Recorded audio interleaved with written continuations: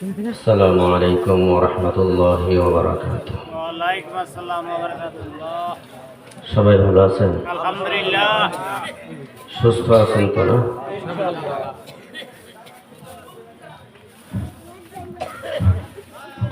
আল্লাহ পাকের অশেষ মেহেরবানি যে আল্লাহ পাক আমাদেরকে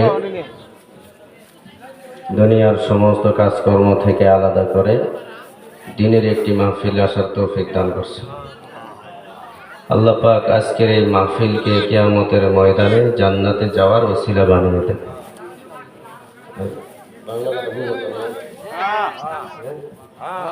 তো জান্নাতে যাওয়ার দোয়া করলাম, সবাই যে বয়ে থাকলেন আমিনও কইলেন না, কারণ কি? এখন তো কবার বেশি না, জাগা মতো কমন লাগবো। যেটা যেখানে বলার কথা সেটা কি সেখানে বলতে হবে, যে কয়জনই থাকে। তো আল্লাহ পাক যদি আজকের মাহফিলকে ওসিলা করে কিয়ামতের ময়দানে আল্লাহ জান্নাত দান করেন, আল্লাহ পাকের কয় দিন লাগবো জান্নাত দিতে? হ্যাঁ, 1 সেকেন্ডও লাগবে না। আচ্ছা, আমাদের সবাইকে যদি আল্লাহ জান্নাত দেয়, আল্লাহর কি অনেক ক্ষতি হয়ে যাবে মনে হয়? হ্যাঁ, কমও পড়তো না। তার লাভ ক্ষতি সব কাদের? আল্লাহর লাভ ক্ষতি। লাভ ক্ষতি কার? আমাদের। আমরা জান্নাত পাইলে আমাদের লাভ, আল্লাহর লস নাই। আমরা জান্নাত না পাইলে আমাদের লস, আল্লাহর ক্ষতি নাই। ঠিক কিনা? এই জন্য দিনী মাহফিল, কোরআন হাদিসের মাহফিল, এটা অত্যন্ত গুরুত্বপূর্ণ মাহফিল। উলামায়ে কেরাম বলেন, আখেরি মোনাজাত পর্যন্ত কেউ থেকে যদি মাহফিল শেষ করে মাহফিল থেকে উঠে, কমপক্ষে 24 লক্ষ নেকি আল্লাহ পাক তাকে দিবেনই, এটা নিশ্চিত। কিয়ামতের ময়দানে 2-4টা নেকির জন্য অনেকে জাহান্নামে চলে যাবে। ওই দিন বোঝা যাবে এই দিনী মাহফিলের গুরুত্ব কতটুকু। আপনারা যারা শেষ পর্যন্ত ধৈর্যের সাথে থাকবেন, কষ্টের সাথে থাকবেন, তো কিয়ামতের ময়দানে এর ফজিলত যখন পাবেন, তো ওই সমস্ত লোক আফসোস করবে যারা মাহফিলের উদ্দেশ্যে আসার পরেও রাস্তাঘাটে ঘোরাফেরা করছে। আফসোস করবে আর বলবে, আসছিলাম ভিতরে ঢুকলাম না কে রে।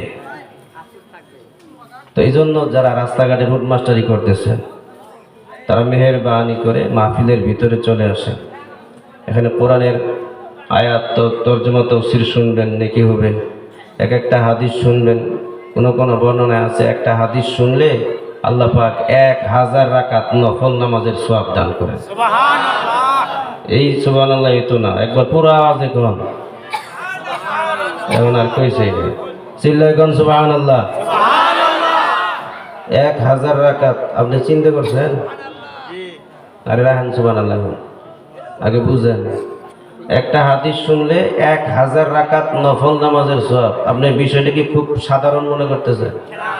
অনেকের জিন্দেগি মানে বালেক হওয়ার পর থেকে নিয়ে পর্যন্ত খুঁজলে 50 বছরে 1000 রাকাত ফরজ নামাজই পাওয়া যাবে না। কারণ পড়ছে তো খালি সপ্তাহে 1 ওয়াক্ত, ওয়াক্তটার নাম নাকি? হ্যাঁ, তাহলে 1000 রাকাত কই থেকে বলবেন? 1000 রাকাত নফল নামাজে 2000 সেজদা আছে। প্রত্যেক রাকাতের সেজদা আপনারা কয়টা দেন? না 3টা দেন। ইমাম সাহেব যদি 3টা দেয়, নামাজ মানে ইমামতি থাকবো? 2টাই দেয়, ঠিক না? এই যে সেজদা দেন, এই সেজদাটার ফজিলত কি আপনাদের জানা আছে? জানা না। আজকে ফজিলতটা জানেন, সেজদাটা দিতেও ভালো লাগবে। সেজদা দিলে সেই ফজিলত পাবেন, আর ওই সেজদাগুলো না দিলে মায়েরও ওইরকমই হবে। কারণ যে জিনিসের মূল্য বেশি, নষ্ট হইলে ওই জিনিসের ক্ষতিও বেশি। কথাটাকে বুঝাইতে পারছি? যে জিনিসের মূল্য বেশি, নষ্ট হইলে সেই জিনিসের ক্ষতি বেশি। ভাত, এটা 1 প্লেট সর্বোচ্চ 15 থেকে 20 টাকা। এটা নষ্ট হইলে পান্তা বানায় খাওয়ান যায়, না খাইতে পারলেও তেমন কোনো ক্ষতি হয় না। কিন্তু পোলাও 1 প্লেট ভালোটা 200 টাকা, নষ্ট হইলে পান্তা তো দূরের কথা, ঘরের ভিতরে থাকা যায় না গন্ধে। কথা কোন ঠিক কিনা? কেন? সাধারণ ভাত, এটা পান্তা বানায় খাওয়ান যায়, নষ্ট হলে সমস্যা হয় না। পোলাও এটা নষ্ট হলে ঘরে থাকা যায় না, খাওয়া তো দূরের কথা। এর কারণটা কি? পোলাওয়ের দাম কম এই জন্য, ঠিক কি না? আন্দাজে ঠিক করেন না, আমি কিন্তু সেই বক্তা না। তাহলে ভাতের তুলনায় পোলাওয়ের দাম বেশি, নষ্ট হইলে এর ক্ষতি বেশি, ঠিক কি না? মনে করেন পৃথিবীতে এমন কি কোন ইতিহাস ঘটছে যে 2 সাইকেলে অ্যাক্সিডেন্ট করে 5 জন মারা গেছে, 10 জন মরবো বা 5 জন হাসপাতালে, এমন ইতিহাস আছে? কিসের জন্য নাই? এটার দাম কম। সাইকেল একটা সাধারণ জিনিস, 2টা অ্যাক্সিডেন্ট করলে সর্বোচ্চ একটু চাল টাল উঠছে, একটু ব্যথা পাইছে, কথা কোন ঠিক কিনা? কিন্তু 2টা মোটর সাইকেল যদি অ্যাক্সিডেন্ট হয় কাহারও কোনো ক্ষতি হবে না, ঠিক কিনা?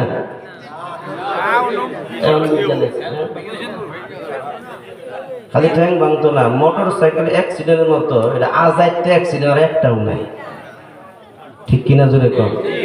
আচ্ছা, সাইকেল অ্যাক্সিডেন্টে তেমন কোনো ক্ষতি হলো না, মোটর সাইকেলের অ্যাক্সিডেন্টে উপর নাই, মানে উপায় নাই, কারণটা কি? মোটর সাইকেলের দাম বেশি, মূল্য বেশি, অ্যাক্সিডেন্ট হয়েছে তার ক্ষতিও বেশি। আচ্ছা, 2টা বাস যদি অ্যাক্সিডেন্ট হয় কাহারও কোনো সমস্যা হবে না, ঠিক কিনা? না, জায়গা 50টা শেষ, হাসপাতালে নিতে আর 20টা শেষ, এরপরে চিকিৎসার পরে যেগুলো বাচ্চা রয়েছে এটি মরলেই ভালো ছিল, কথা কোন ঠিক কিনা? আপনারা কি ওয়াজ বুঝেন? আমার ওয়াজ না বুঝলে আমি ওয়াজ করি না, এটা আমার সিস্টেম, বুঝতেছেন তো? আচ্ছা, 2টা বিমান যদি একসাথে লাগে অ্যাক্সিডেন্ট করে তাহলে যাত্রীরা সবাই নিরাপদে মাটিতে নেমে যার যার বাসায় চলে যায়, ঠিক কিনা?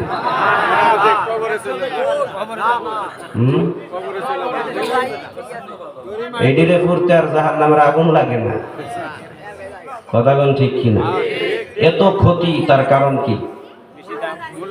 এর মূল্য বেশি, এটার দাম বেশি, অ্যাক্সিডেন্ট করেছে তার ক্ষতিও বেশি, ঠিক কিনা?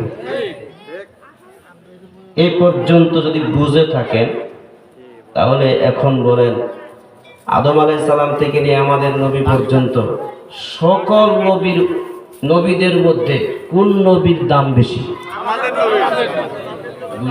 বুঝে কয়েন। তার মানে আমরা সবচেয়ে দামি নবী পেয়ে আমরা দামি উম্মত, বুঝে আসছে? আচ্ছা, কিয়ামতের ময়দানে সর্বপ্রথম নবী রাসূলদের জান্নাতে যাওয়ার পরে আমাদের দাম বেশি থাকার কারণে আল্লাহ পাক আমাদেরকে সর্বপ্রথম জান্নাত দান করবে। আমি সামনে হাদিসটা ইনশাআল্লাহ বলবো। কেন? আমরা দামি নবীর সবচেয়ে দামি উম্মত, এই জন্য দুনিয়াতে আসছি পরে জান্নাতে যাব সবার আগে। এখন এই দামি উম্মত যদি গুনাহের কারণে অ্যাক্সিডেন্ট করে কিয়ামতের ময়দানে আমাদের ক্ষতি সবচেয়ে বেশি হবে। এই জন্য চিন্তা ভাবনা কইরে নামাজ ছাইরেন, চিন্তা ভাবনা কইরেই নামাজ পড়েন, মানে পড়বেন চিন্তা ভাবনা কইরা। নামাজ যারা ছাড়তেছেন চিন্তা ভাবনা করে ছাইরেন। আমাদের নামাজ, আগেকার নবীদের নামাজ সিস্টেম সেজদা এক থাকলেও আমাদের সেজদা আর ওনাদের সেজদার মধ্যে আকাশ পাতাল ব্যবধান। সুবহানাল্লাহ। নবীজি বলেন, as-সিজদাতুল ওয়াহিদাতু খায়রুম মিনাদ দুনিয়া ওয়া মা ফিহা, সিল্লায়াকুন আল্লাহু আকবার।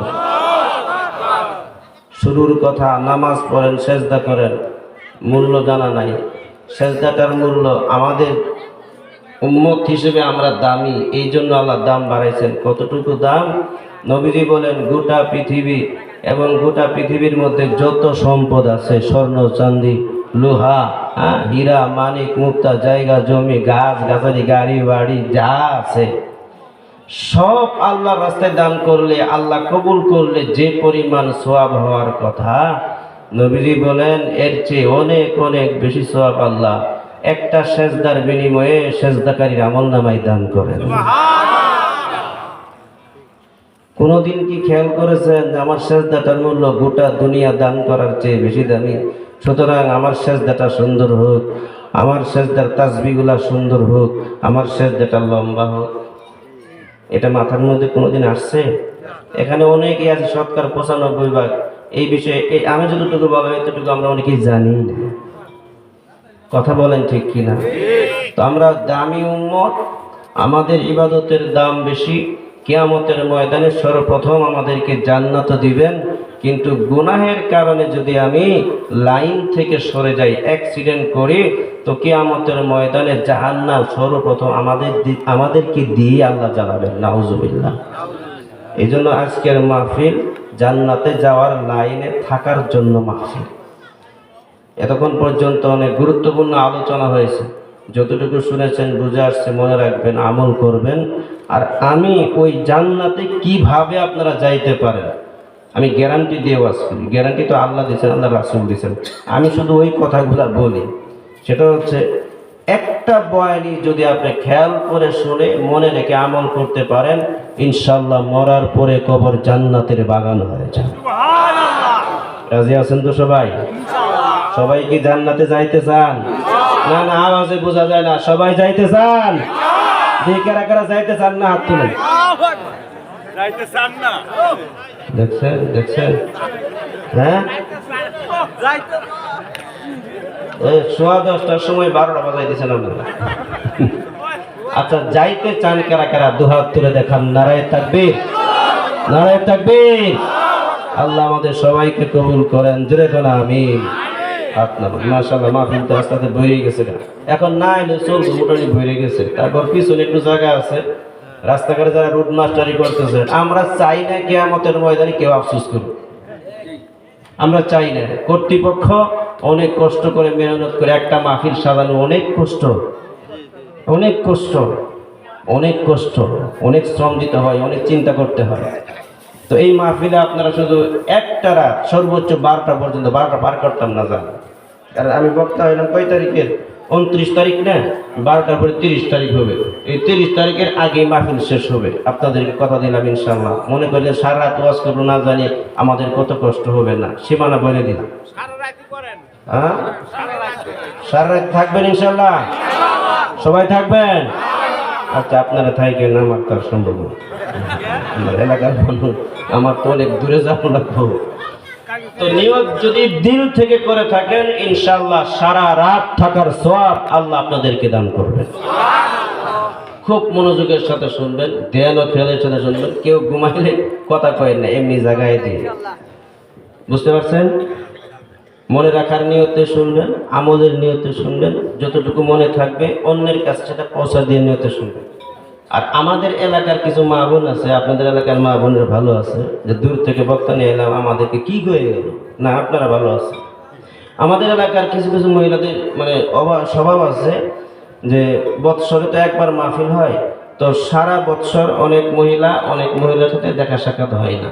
তো ওদের একটা নিয়ত থাকে, মাহফিল যখন হবে আমাদের অতীতের যত গল্প গুজব আছে সবরে কাজা আদায় করবো। মানে বক্তা কি ওয়াজ করবো, মানে ওই জায়গার মধ্যে বক্তা আরো বেশি। কথা বলেন ঠিক কিনা? প্রত্যেকেই বক্তা। আমি আমগুলো এলাকার মহিলাদের কথা বলতেছি। একটা বাসের মধ্যে 52টা সিট, 52টা সিটের মধ্যে 48 জন পুরুষ আর 4 জন মহিলা, কিন্তু গপ্পয়ে বোঝা যায় বাসের মধ্যে পুরুষ নাই, সবই মহিলা। বুঝো না? আসে না, এই কথাগুলো আস্তে আস্তে বলবেন, নইলে আবার বেজার হইতে পারে। আস্তে আস্তে কইছো না, আজকে আর দরজা খুলতাম না, ওটা নিয়ে ঘুমাও, আরেক বেজাল হবে। এই জন্য মা বোনদেরকে বলবো, এখন থেকে নিয়ে কোনো ইশারাতেও কোনো আলাপ আলোচনা করবেন না, কারণ জান্নাত আপনাদেরও দরকার আছে না নাই? আল্লাহ সবাইকে জান্নাতি হিসেবে কবুল করেন। চিল্লায় কোন আমিন। إن الحمد لله الذي نزل القرآن وعلم القرآن وخلق الإنسان وعلمه البيان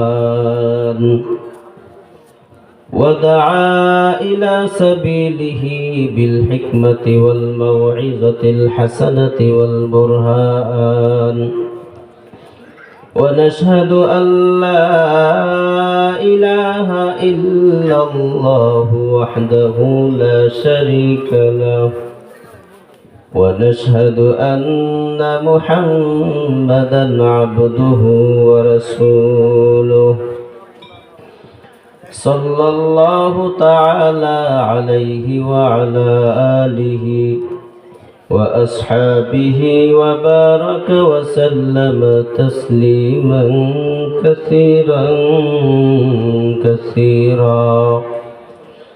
أما بعد فقد قال الله تعالى في كلامه المجيد وفرقانه الحميد: أعوذ بالله من الشيطان الرجيم. بسم الله الرحمن الرحيم.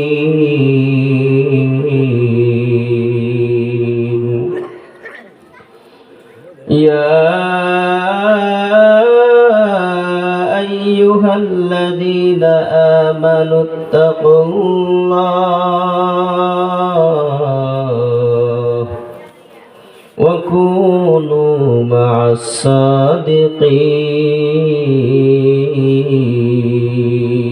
الصادقين. وقال النبي عليه الصلاة والسلام: المرء مع من أحب، أو كما قال عليه الصلاة والسلام. صدق الله العظيم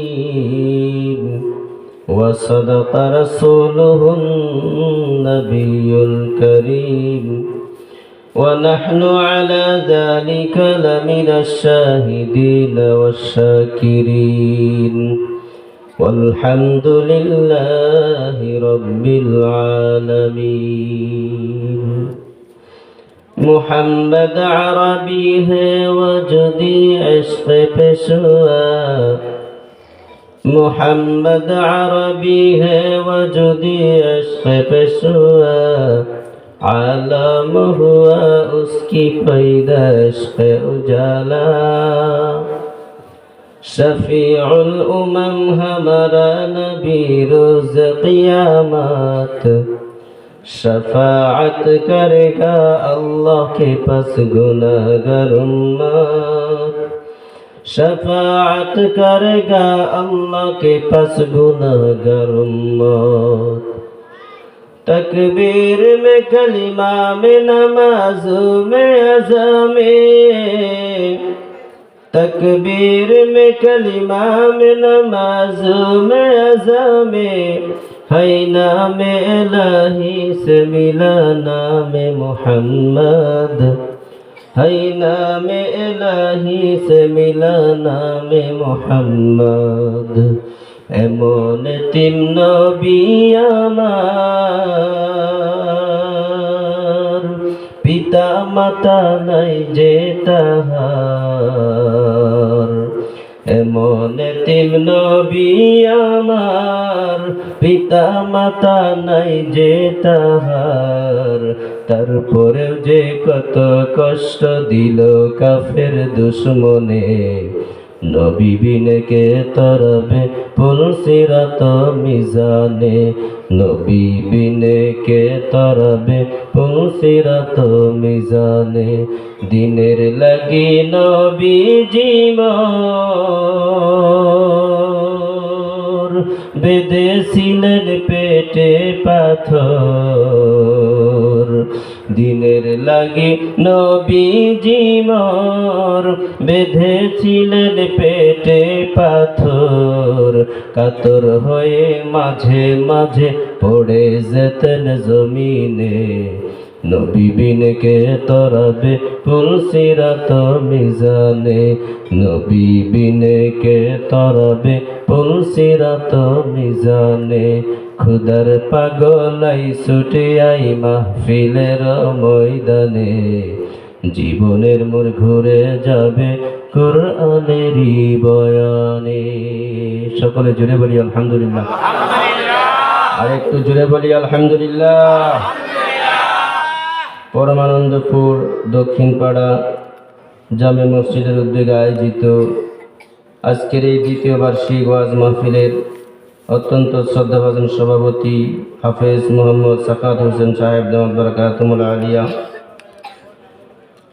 আমন্ত্রিত জাতির কর্ণধার হযরত উলামায়ে কেরাম, আমার পিতৃতুল্য মুরব্বিয়ানে আজম, প্রাণের যুবক ভাইয়েরা, ছাত্র বন্ধুগণ, স্নেহের কচিকাচারা, পর্দার অন্তরাল থেকে কোরআন ও হাদিসের আলোচনা শুনছেন পর্দা নিশিন মা ও বোনেরা, আল্লাহ তাআলার দরবারে আলিশানে কালিমাতুশ শুকর আদায় করছি যে আল্লাহ তাআলা আমাদেরকে আরামের ঘুমকে হারাম করে দুনিয়ার সমস্ত কাজকর্ম থেকে আলাদা করে দুনিয়া ও আখিরাতের জীবনকে সুন্দর করার জন্য, জীবনের আমলগুলিকে পরিশুদ্ধ করার জন্য, অজানা আমলগুলি জেনে আমল করে জান্নাতের উপযুক্ত হওয়ার জন্য জালিসুর রহমান তথা জান্নাতের বাগানে আসার বসার, কোরআন ও হাদিসের আলোকে কিছু আলোচনা করা এবং শ্রবণ করার তৌফিক যে আল্লাহ আমাদেরকে দান করলেন, সে আল্লাহ তাআলার দরবারে কালিমাতুশ শুকর আদায় করি। সকলে জুড়ে বলি আলহামদুলিল্লাহ।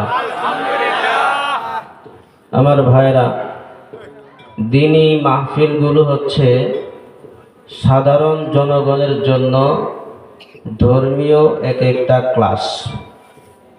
যেহেতু আপনাদের এখন মাদ্রাসায় ভর্তি হওয়ারও সময় নেই, আবার সংসারের এত ঝামেলা যে আলেম ওলামাদের সাথে তবলিগ গিয়ে তাদের কাছ থেকে দিন সম্পর্কে শিখব, এতটুকু সুযোগও অনেকের হয় না, ঠিক কিনা? তো দ্বীনি মাহফিলগুলো হচ্ছে অন্তত দিন সম্পর্কে কিছু জানার জন্য সাধারণ মানুষের ক্লাস। এটা গতানুগতিক শুধু ওয়াজ মাহফিল, আসলাম গেলাম শুনলাম, কে কি করলো না করলো দেখলাম, এটার নাম মাহফিল না। ক্লাসে ছাত্ররা পরীক্ষায় ভালো রেজাল্ট করার জন্য যেমন মনোযোগের সাথে তাদের টিচারদের শিক্ষকদের পড়াগুলি শুনে এবং বোঝার চেষ্টা করে এবং নিজের খাতার মধ্যে লিখে রাখে, আবার বাড়িতে গিয়ে ওই পড়াটা শিখে আবার পরের দিন পড়াটা শোনে। কথা বলেন ঠিক কিনা? যদি ভালো ছাত্র ভালো রেজাল্ট করতে চায়, ভবিষ্যতে তার সংসার সুন্দর করার জন্য ভালো চাকরি যদি আশা করে, তাহলে তাকে ভালো ছাত্র হওয়ার বিকল্প নাই। কথা বলেন ঠিক কিনা? সুতরাং আমরা তো আমাদের ভালো রেজাল্ট চাই জান্নাতে। কথা কোন ঠিক কিনা?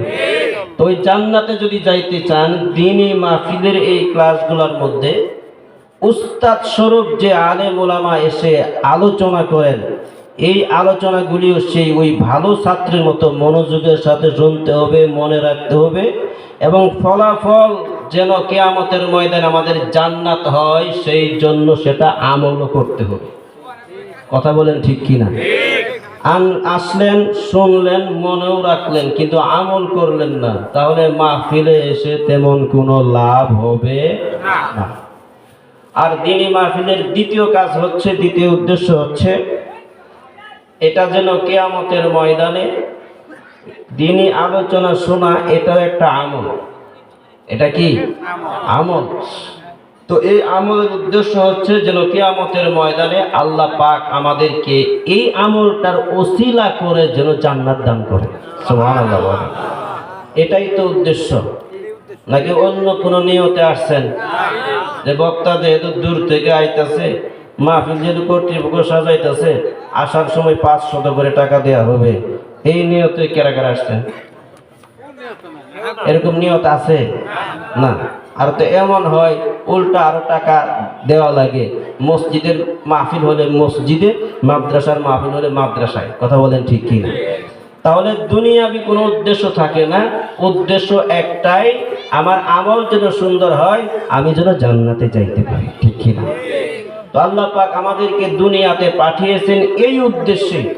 আমাদের আদি পিতা আদম হাওয়া আলাইহিস সালাম, আমাদের এই আদি পিতা মাতাকে জান্নাতের মধ্যে রাখা, আদম হাওয়া আলাইহিস সালাম ওনারা যে জান্নাতে ছিলেন, এই কথাটা আপনাদের জানা আছে তো? কেন রাখলেন জান্নাতে? দুনিয়াতেই যেহেতু পাঠাবেন, তাহলে আদম আলাইহিস সালামকে বানানোর পরে সাথে সাথেই দুনিয়াতে দিতে পারতেন, তো জান্নাত দিয়ে ঘুরায় আনলেন, কারণ দেখেন। এই কারণটা আজকে জানিয়ে নেন। এর আগে একটা কথা মনে রাখবেন, পৃথিবীর মানুষ আপনাকে ধোঁকা দিতে পারে, আপনার সাথে মিথ্যা বলতে পারে, বাটপারি সিটারি করতে পারে, কিন্তু কোনো পিতা মাতা তার সন্তানের সাথে ধোঁকা বাটপারি মিথ্যা কথা বলে না। কথা বলেন ঠিক কিনা?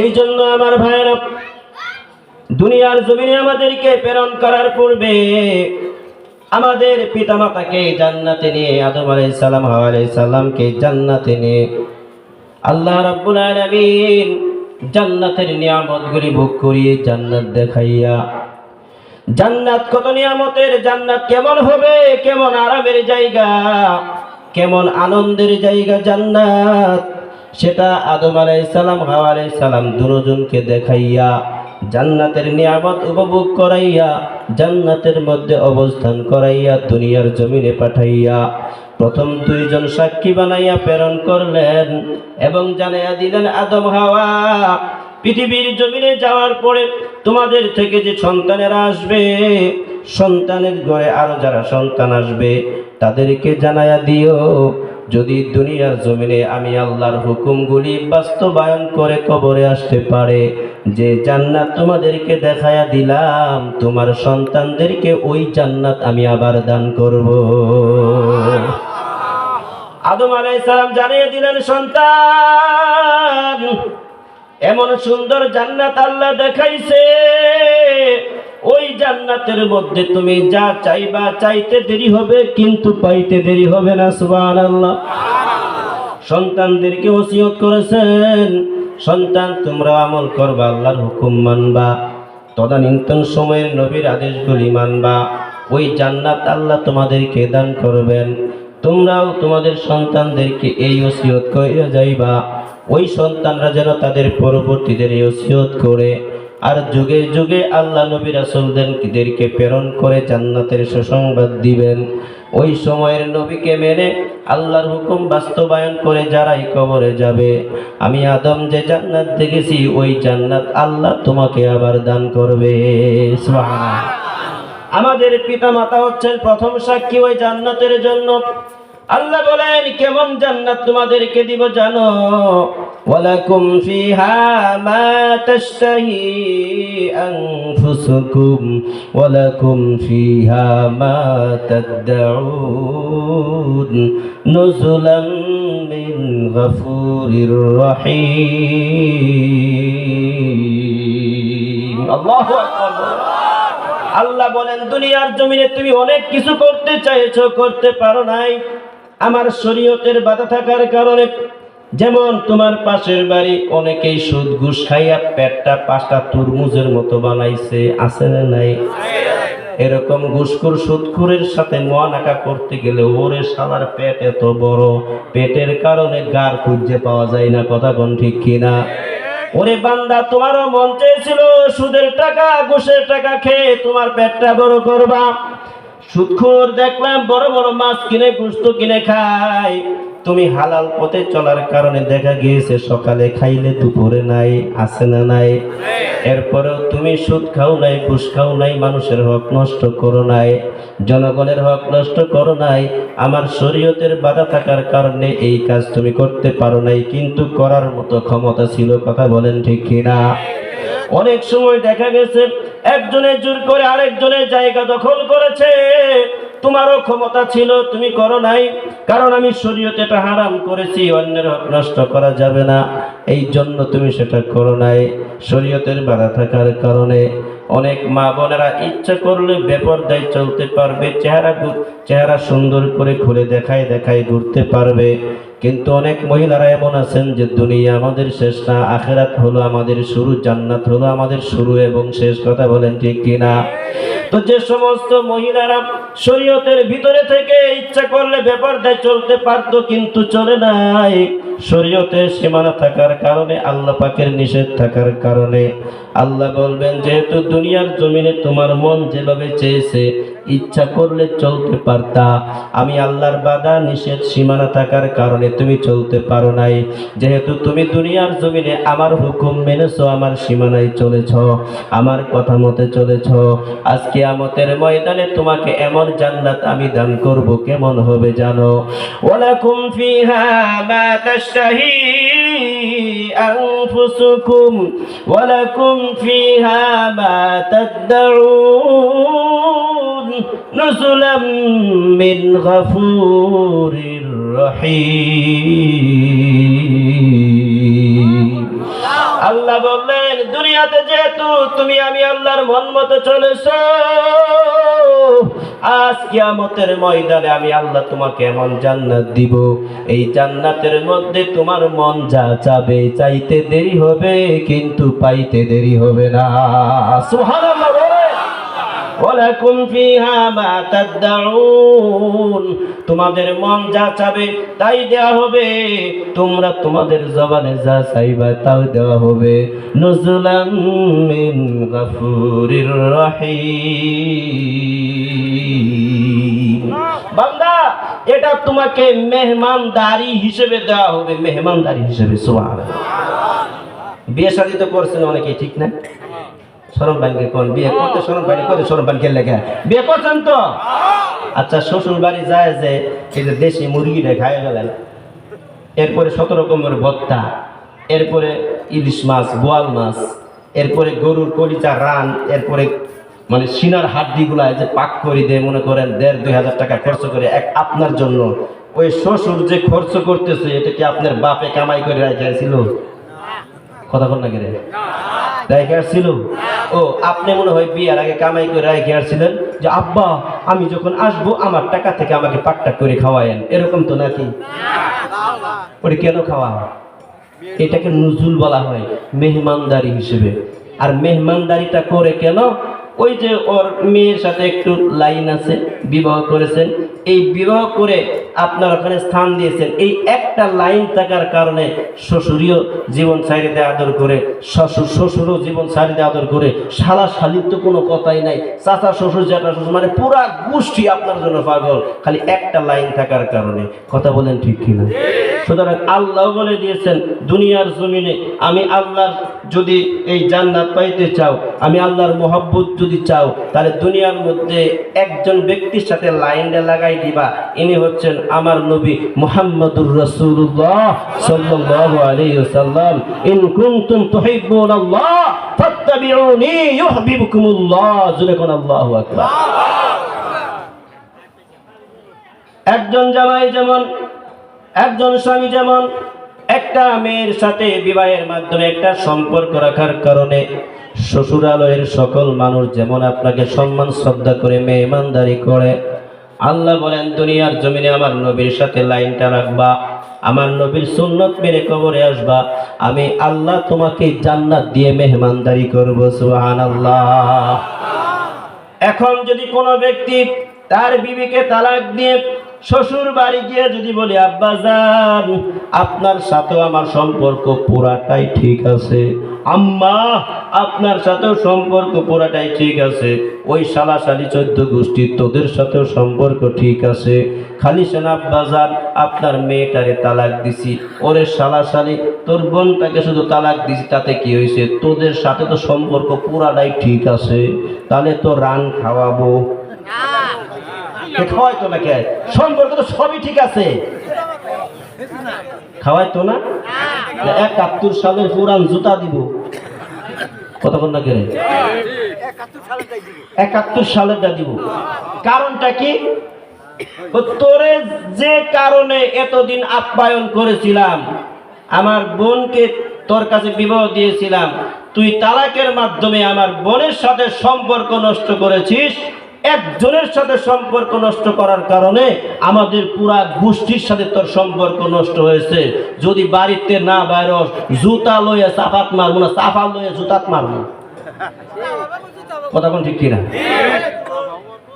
ঠিক একজন ব্যক্তি শুধু বিবির সাথে সম্পর্ক নষ্ট করার কারণে সবার সাথে যেমন সম্পর্ক নষ্ট হয়ে যায়, এখন আর শাশুড়িও আদর করে না, শ্বশুরও বাজার করে নিয়ে আসে না, শালা শালিও দুলাভাই ডাকে না, চাচা শ্বশুর চাচি শাশুড়ি কেউ আর আদর করে না, একজনের সাথে সম্পর্ক নষ্ট হওয়ার কারণে। ঠিক সেইভাবে দুনিয়ার জমিনে সুন্নত মানার মাধ্যমে কোনো ব্যক্তি যদি নবীর সাথে সম্পর্ক রাখে, তাহলে জান্নাতের সকল সম্পর্ক ঠিক থাকবে, জান্নাতের সমস্ত নিয়ামত সে পাবে। দুনিয়ার জমিনে নবীর সুন্নতকে অপমান করে, নবীর সাথে সম্পর্ক ছিন্ন করে যে করবে, তার জান্নাতের সাথে কোনো সম্পর্ক থাকবে না, জান্নাতের নিয়ামতের সাথে কোনো সম্পর্ক থাকবে না, তাকেও কিয়ামতের ময়দানে জুতা মাইরে জাহান্নামে ঢুকানো হবে। কথা বলেন ঠিক কিনা? এই জন্য আমাদের কিয়ামতের ময়দানে জান্নাতের নিয়ামত ভোগ করতে চাইলে আমাদের সম্পর্ক রাখতে হবে কার সাথে? আমাদের নবীজির সাথে। সম্পর্ক কেমনে থাকবে? নবীজি বলেন, মান আহাব্বা সুন্নতি ফাকাদ আহাব্বানি ওয়া মান আহাব্বানি কানা মাই ফিল জান্নাহ। জোরে কোন সুবহানাল্লাহ। তিরমিজি শরীফের 3678 নাম্বার হাদিস, হযরত আনাস রাদিয়াল্লাহু তাআলা আনহু বলেন যে নবীজির সাথে সম্পর্ক কিভাবে রাখবা? নবীজি বলেন, আমার সুন্নত পালনের মাধ্যমে আমি নবীর সাথে সম্পর্ক রাখবা। নবীর সুন্নতকে মহব্বত করলে নবীজি বলেন সে আমাকে মহব্বত করলো, আর আমি নবীকে মহব্বত করলে লাভ কি হবে? নবীজি বলেন আমার সাথেই তো তার জান্নাত হবে। সুবহানাল্লাহ, জোরে বলেন, আরো জোরে বলেন সুবহানাল্লাহ। এই জন্য আমার ভাইরা, দুনিয়ার জমিনে আল্লাহ রাসূল সাল্লাল্লাহু আলাইহি সাল্লামের সুন্নতগুলিকে মহব্বত করে প্রত্যেক কথা ও কর্মে নবীর সুন্নতকে যদি বাস্তবায়ন করতে পারি, আল্লাহ রাব্বুল আলামিন অশেষ অফুরন্ত নিয়ামতের জান্নাতের মালিক বানায়া দিবেন। সুবহানাল্লাহ। তাহলে জান্নাতে যাওয়ার একটা আমল পাইলাম, এই যে আমরা বসে কোরআন হাদিস আলোচনা শুনছি, এটা একটা আমল, এটা জান্নাতে যাওয়ার আমল। আল্লাহ কবুল করেন, জোরে কোন আমিন। দ্বিতীয় নাম্বার হচ্ছে সরাসরি জান্নাতে যাওয়ার আমল, যে যত বেশি দুনিয়ার জমিনে নবীর সুন্নত মানবে, মানে সংক্ষেপ হচ্ছে উম্মত মানলে সুন্নত পাবে নবীর সাথে জান্নাত। মানে জান্নাতের সম্পর্ক নবীর সুন্নতের সাথে। বলেন জান্নাতের সম্পর্ক, বলেন জান্নাতের সম্পর্ক। আপনারা ছাত্র না? ও মনে করতেছেন হুজুর আপনিও তো সিহন, আপনিও তো সিহন আলী ছাত্র হইতে রাজি নাই, তার বই টাউন যাইতেন। ছাত্র ছাত্র 80 বছরের হলো ছাত্র, 8 দিনের হইল ছাত্র। রাজি আছেন ছাত্র হইতে? আলেমদের ছাত্র হইতে রাজি আছেন? কারা কারা রাজি? দেখি হাত দেখি, কারা কারা রাজি? আল্লাহ কবুল করেন, জোরে কোন আমিন।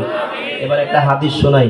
নবীজি বলেছেন উগদু আলিমান ওয়া ফি রিওয়ায়াতিন কুন আলিমান। জান্নাতে যাওয়ার জন্য 1 নাম্বার তুমি আলেম হও, আল্লাহ জান্নাত দিবে। 2 নাম্বার আলেম হইতে পারো নাই, ওরে টেনশন নাই, টেনশন করার দরকার নেই, মন খারাপ করার দরকার নাই। আলেম হইতে পারো নাই, কোন আলিমান। 2 নাম্বার হও আও মুতাআল্লিমান, আলেমদের ছাত্র হও, আলেমদের কাছ থেকে জেনে জেনে আমার দিন সম্পর্কে আমল করো। আলেম যখন জান্নাতে যাবে তুমিও যাবা।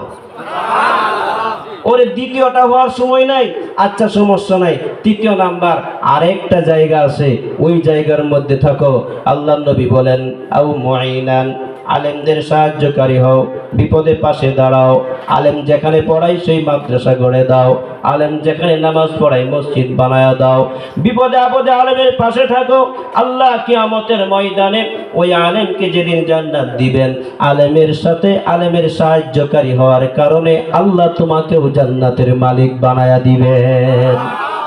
ওরে 3 নাম্বারও পারলে না, তোমার টাকা পয়সা নাই, আর টাকা পয়সা নাই এজন্য সহযোগিতা করতে পারো নাই, আর সমাজের মধ্যে তুমি এমন ব্যক্তি তোমার কথাই কেউ শুনে না, তুমি প্রভাব খাটিয়ে আর কি বলতে পারবে আলেমের পক্ষে, তাহলে সর্বশেষ আরেকটা জায়গা আছে আও মুহিব্বান, আলেমকে দিল থেকে মহব্বত করো, আলেমকে দিল থেকে ভালোবাসো, আলেমের প্রতি বিদ্বেষ পোষণ করিও না, দিল থেকে ভালোবাসা দাও, কথার মাধ্যমে সাহায্য সহযোগিতা করো, মাঝে মধ্যে ভালোবাসা প্রকাশ করো, কাছে গিয়ে বলো হুজুর আমি দিল থেকে মহব্বত করি, আপনাকে ভালোবাসি, টাকা পয়সা নাই যার কারণে কোনো সময় উপকার করতে পারি না, আমার এই পরিমাণ ক্ষমতা নাই, কেউ আপনার বিরুদ্ধে অন্যায়ভাবে কথা বললে তার বিরুদ্ধে কথা বলবো, এই পরিমাণ ক্ষমতাও আমার নাই, তাকে একটা থাপ্পড় দিয়ে আপনার পক্ষে কাজ করব এই ক্ষমতাও নাই, তবে আমি দিল থেকে হুজুর আপনাকে মহব্বত করি, আমি এই কথাটা আপনাকে জানাইয়া দিলাম, আপনার যেন যেন থাকে কিয়ামতের ময়দানে এটা যেন আমার জান্নাতে যাওয়ার ওসিলা হয়।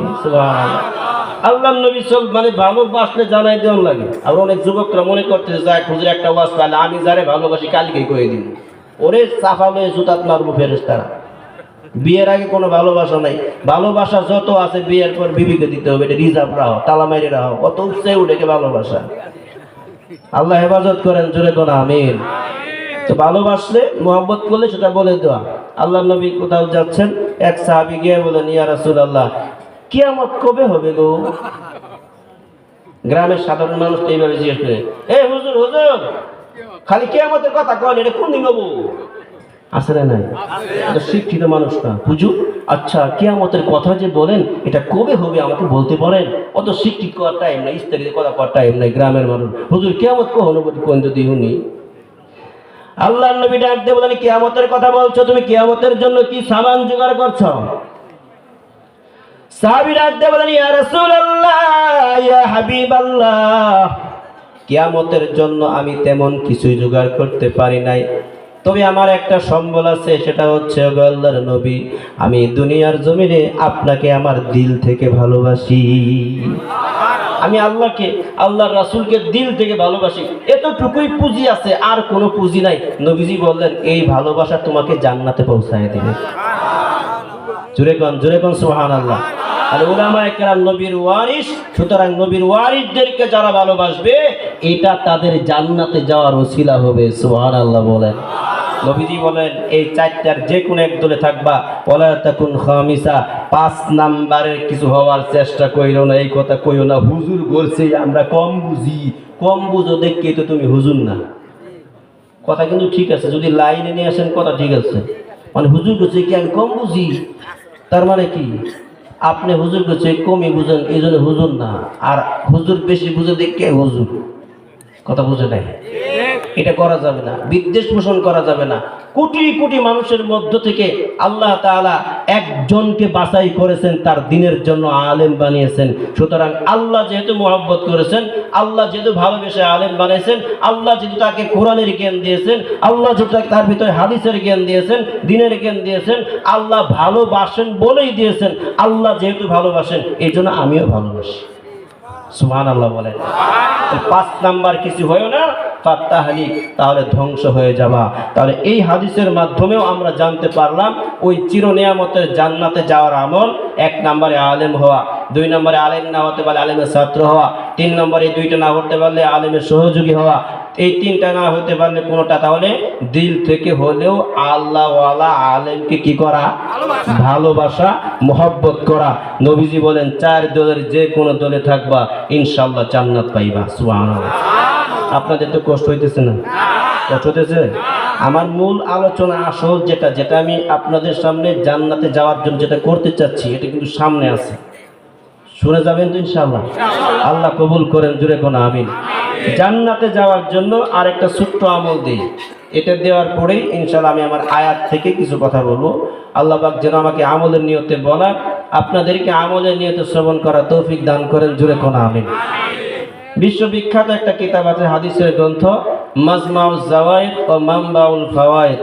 এই গ্রন্থের 10 নম্বর খণ্ডের মধ্যে নুরউদ্দিন হাইসামি রাহিমাহুল্লাহ একটা হাদিস উল্লেখ করেছেন। আল্লাহ রাসূল সাল্লাল্লাহু আলাইহি সাল্লাম বলেন যে দুনিয়ার জমিনে ছোট্ট একটা আমল, জবানের আমল, এটা যদি তোমার ভিতরে থাকে, এই আমলের পরে মরতে পারলেই আল্লাহ জান্নাত দিবেন। রাজি আছেন না সবাই? মরবেন তো নাকি? মানে যারা মারা যাবেন তাদের জন্য আমলটা জরুরি, আর যারা মারা যাবেন না তাদের জন্য দরকার নাই, কারণ আমি মরতেই না, এই আমলটা মরার সাথে সম্পর্ক। কেরা কেরা মরতেন না একটু হাত তোলেন দেখি। একজন, আরেকজন অর্ধেক তুলছে। আমি অর্ধেক মরে লাভ আছে বেটা, হয় পুরাটা মরেন না পুরা কোথায়। এক হুজুরে ওয়াজ করছে, যারা বিবাহ করছো দাঁড়াও, আর যারা বিবাহ করো নাই বসো। তো একদল দাঁড়াইছে, একদল বসে আছে, আরেক লোক মাঝখানে রুকুতে যায় রয়েছে। রুকু বুঝেন তো? অনেকে তো নামাজ পড়ে না, রুকু বুঝেন না। তা হুজুরে কয়, তো তুই কোন দলে রে? তুই খাওয়ানির দলেও না, বসার দলেও না, তুই রুকুতে মধ্যে যায় রয়েছ, কারণটা কি? বলে হুজুর আমি দুনো দলে। বলে বুঝায়, বলে জি বুঝাই দিলে অবশ্য বুঝবেন, আসলে আমার বিয়ের কথাবার্তা চলতেছে, মোটামুটি পাকা হয়ে গেছে, মানে আমি ওই দলেও আছি, বিয়ে না করার দলেও আছি। আমাদের হাত তোলার অবস্থা এরকম হয়েছে, ওর দেখ। আল্লাহ কবুল করেন, জোরে কোন আমিন। আরো জোরে কোন আমিন। তাহলে যারা মারা যাবেন তাদের জন্য আমল, আচ্ছা মারা যাবেন কে কে একটু হাত তোলেন তো, এই কারা কারা মারা যাবেন? আর না মানে মরার দেখা যায় মেলা, মানে ফরমালিন মুক্ত নিয়ত। আপনার নিয়ত থাকলেও মরতে হবে, নিয়ত। আর এমন একটা সিস্টেম দেখেন, মানে মরার সময়টা নির্ধারণ নাই, আর যে লোকটা আমাকে মারার জন্য আসবে লোকটা দেওয়াও যায়, মানে একটু বাসগুস করে গোসল টোসল করে রেডি যে হমু ইস্তেগফার তওবা পড়ে, এই সিস্টেমও কি? পুলিশ দেখলে মানুষ পালায় কেন লাগে? ওটা দেখা যায়। র্যাব বাহিনী দেখলে মানুষ পালায় কিসের জন্য? এটা দেখা যায়। কিন্তু মরণের ফেরেশতা আসলে এই জন্য মানুষ পালাইতে পারে না, কারণ ফেরেও দেখা যায়। কথা বলে না, মরণের ফেরেশতা এই জন্য পালানিও যায় না। এই বেটা খুব সুবিধার মতোই আছে, যতই নড়াচড়া করো আর যত বড় লোকই হও আর যত সম্পদশালী হও, যত ক্ষমতার বাণী হও, মরণের সময় যে অনুভব জায়গার থেকে লয়ে যাবো গা, কিচ্ছু করতে পারবি না। কথা কোন ঠিক কিনা? এই জন্য কোন কবি বলছেন, পালাইবা কই যাইয়া রে মানুষ, পালাইবা কই যাইয়া, আজরাইলা সিয়াজ দিন বান্ধিবে কষিয়ারে, জগৎ ছাড়িয়া সবার যেতে হবে রে। ঠিক কিনা জোরে কও? টাকা পয়সা বাড়ি গাড়ি সব কিছু রাখিয়া, ভাই বন্ধু আত্মীয় স্বজন সবারে ছাড়িয়া, একা একা যেতে হবে অন্ধকার কবরে রে, জগৎ ছাড়িয়া সবার যেতে হবে রে। পালাইবা কই যাইয়া রে মানুষ, পালাইবা কই যাইয়া, আজরাইলা সিয়াজ দিন বান্ধিবে কষিয়ারে, জগৎ সারিয়া সবার যেতে হবে রে। ঠিক কিনা জোরে কও? এই জন্য আমার ভাইয়েরা, মরণ যেতে হবে, মরণের হাত থেকে পালানোর যেমন কোনো সিস্টেম নাই। এই জন্য আল্লাহর নবী বলেন, ছোট্ট একটা আমল তোমাদেরকে শিখায়া দেই, এই আমলটা সব সময় করবা। আমলটা বড় সহজ, এই আমলটা করার ক্ষেত্রে তেমন কোনো কষ্ট নাই। এই আমলটা যদি করতে থাকো, মরণের ফেরেশতা যখনই আসুক, মরণ তোমার যখনই হোক, মরতে দেরি, কবর জান্নাতের বাগান বানাইতে আল্লাহ দেরি করবে না। সুবহানাল্লাহ। আল্লাহর নবী বলেন, হে আমার উম্মতেরা, সেই আমলটা কি জানো? আল্লাহর নবী বলেন, মান কানা আখিরু কালামিহি লা ইলাহা ইল্লাল্লাহ দাখালাল জান্নাহ, আও কামা ক্বালা আলাইহিস সালাতু ওয়াস সালাম। নবীজি বলেন, উম্মতেরা শোনো, পৃথিবীর জমিনে যে ব্যক্তির সর্বশেষ বাক্য, ওই লোকটা নারী হোক কিংবা পুরুষ হোক, ধনী হোক দরিদ্র হোক, সমাজের মধ্যে তার সম্মান থাকুক বা না থাকুক, 3 বেলা খাইতে পারুক বা 1 বেলাও না খাক, এতে কোনো সমস্যা নাই। সে যদি মুসলমান হয়, ওই ব্যক্তির সর্বশেষ বাক্য যদি মরণের আগে লা ইলাহা ইল্লাল্লাহ হয়, আল্লাহর নবী বলেন, লা ইলাহা ইল্লাল্লাহ বলার পরে মরণ হলেই আল্লাহ তাকে জান্নাত দান করবেন। চলতে ফিরতে লা ইলাহা ইল্লাল্লাহ, রাস্তা দিয়ে চলতেছেন, মুখে জিকির করবেন লা ইলাহা ইল্লাল্লাহ। কাজকর্ম করছেন, মুখে জিকির থাকবে লা ইলাহা ইল্লাল্লাহ। আপনি কাজ কাম করার মধ্যেও লা ইলাহা ইল্লাল্লাহ জিকির করলে আপনার ঠোঁট নড়বে না। আল্লাহ রাব্বুল আলামিন এই কালিমাটা এত সহজ করে, এত সুন্দর করে আল্লাহ তাআলা সেট করেছেন। আপনি যদি শত মানুষের মধ্যে বসা থাকেন, ওই সময় যদি জিকির করেন, আপনার পাশের ফেরেশতারা শুধু শুনবে, বুঝবে, আশেপাশের যারা আছে কেউ বুঝবে না। কারণ কালিমাটা এত সহজ, উচ্চারণ করতে 2 ঠোঁটেরও প্রয়োজন পড়ে না। সুবহানাল্লাহ। লা ইলাহা ইল্লাল্লাহ, লা ইলাহা ইল্লাল্লাহ, লা ইলাহা ইল্লাল্লাহ লা ইলাহা ইল্লাল্লাহ সুবহানাল্লাহ বলেন। উলামায়ে কেরাম বলেন এই কালিমাটা সহজে উচ্চারণ করার মতো সিস্টেম আল্লাহ করেছেন কেন?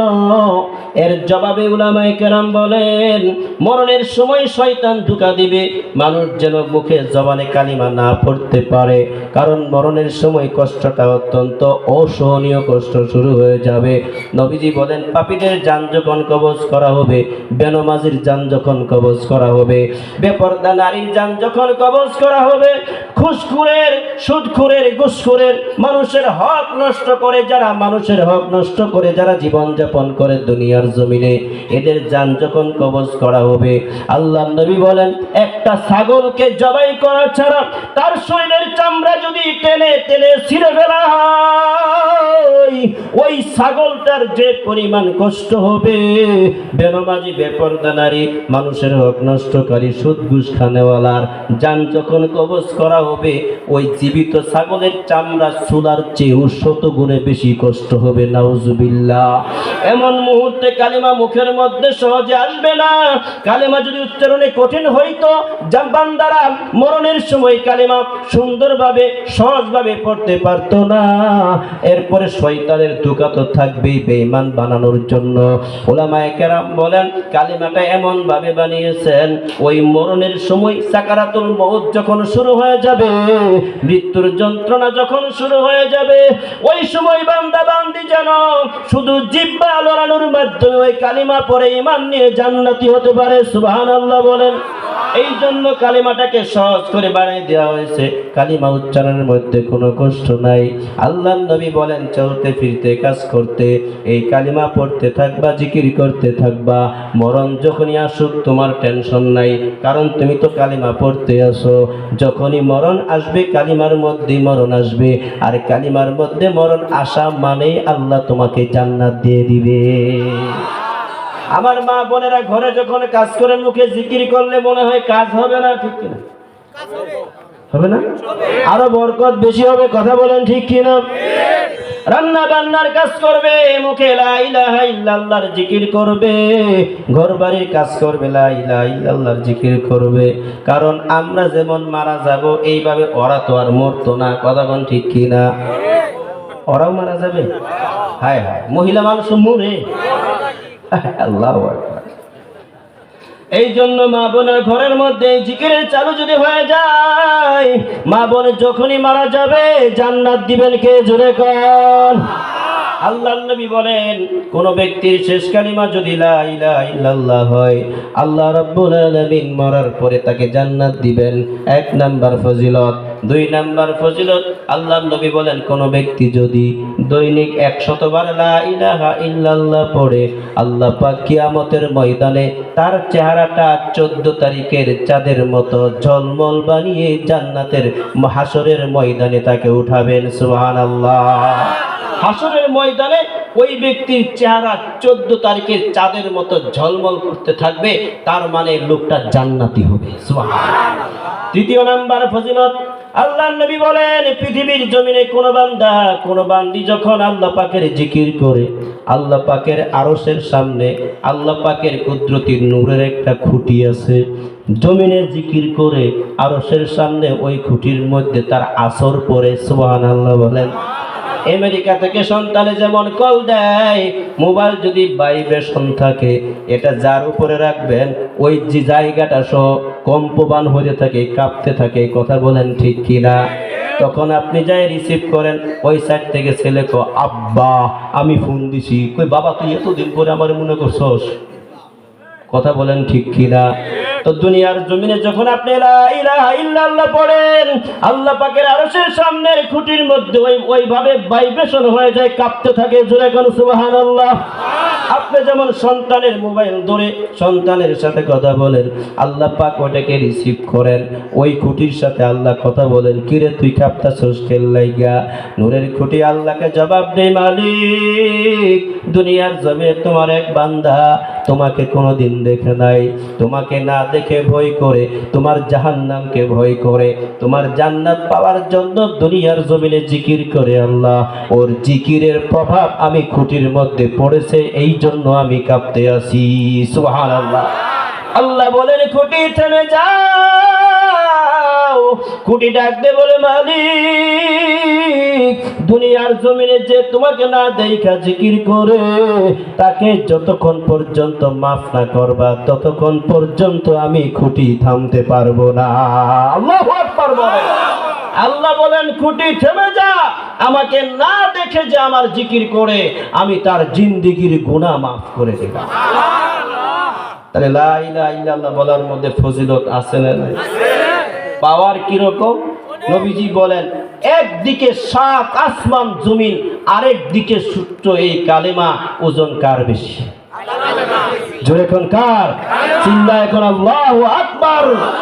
এই কালিমা দিয়ে আল্লাহ আমাদেরকে পৃথিবীর জমিনে শ্রেষ্ঠ বানিয়েছেন।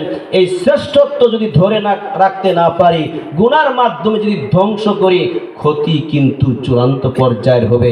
মনে আছে তো?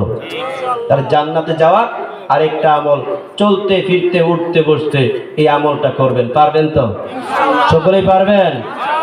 আমার তো মনে হয় না। বিশেষ করে যারা বিড়ি সিগারেট খা, দোয়াটা হয়ে যাওয়ার পর একটা দরায় 3টাকে টান দিবেন, একসাথে আর যাবেন।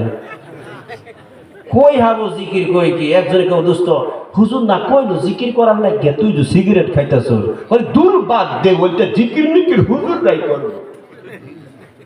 মানে সব হুজুরদের জন্য রাইখে দিছে। আমরা হেরা এমন একটা বাপ ধরছে যে দুনিয়ার জমিন থেকে বিড়ি সিগারেট খায় খায় জিন্দিগি যেহেতু গেল, তো মরার সময় ওসিয়ত করে যাবো, কয়েক প্যাকেট দিয়ে দিব, বিড়ি কেনা বিড়ি তো ফিরে আসে, আর জাহার নামে তো আগুন ফিরে আসে, মেস কিনা তো আর টেহা লাগতো না। শুনতে যতটুকু সহজ মনে হয়, কবর, হাসর, মিজান, পুলসিরাত, জাহান্নাম ততটা সহজ না, খুবই কঠিন, খুবই ভয়ঙ্কর। আল্লাহ আমাদের হেফাজত করেন। জোরে কোন আমিন। তার কয়েকটা জান্নাতে যাওয়া আমল হলো, আর অনেকগুলি আমল আছে। যদি সেগুলো বলতে যাই তাহলে আমার মূল আলোচনা চলে যাবে।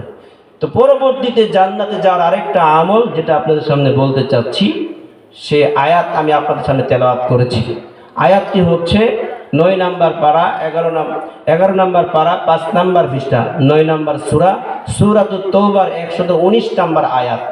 আল্লাহ পাক এই আয়াতের মধ্যেও আমরা কিভাবে জান্নাতে যাইতে পারি সেই দিক নির্দেশনা দিয়েছেন।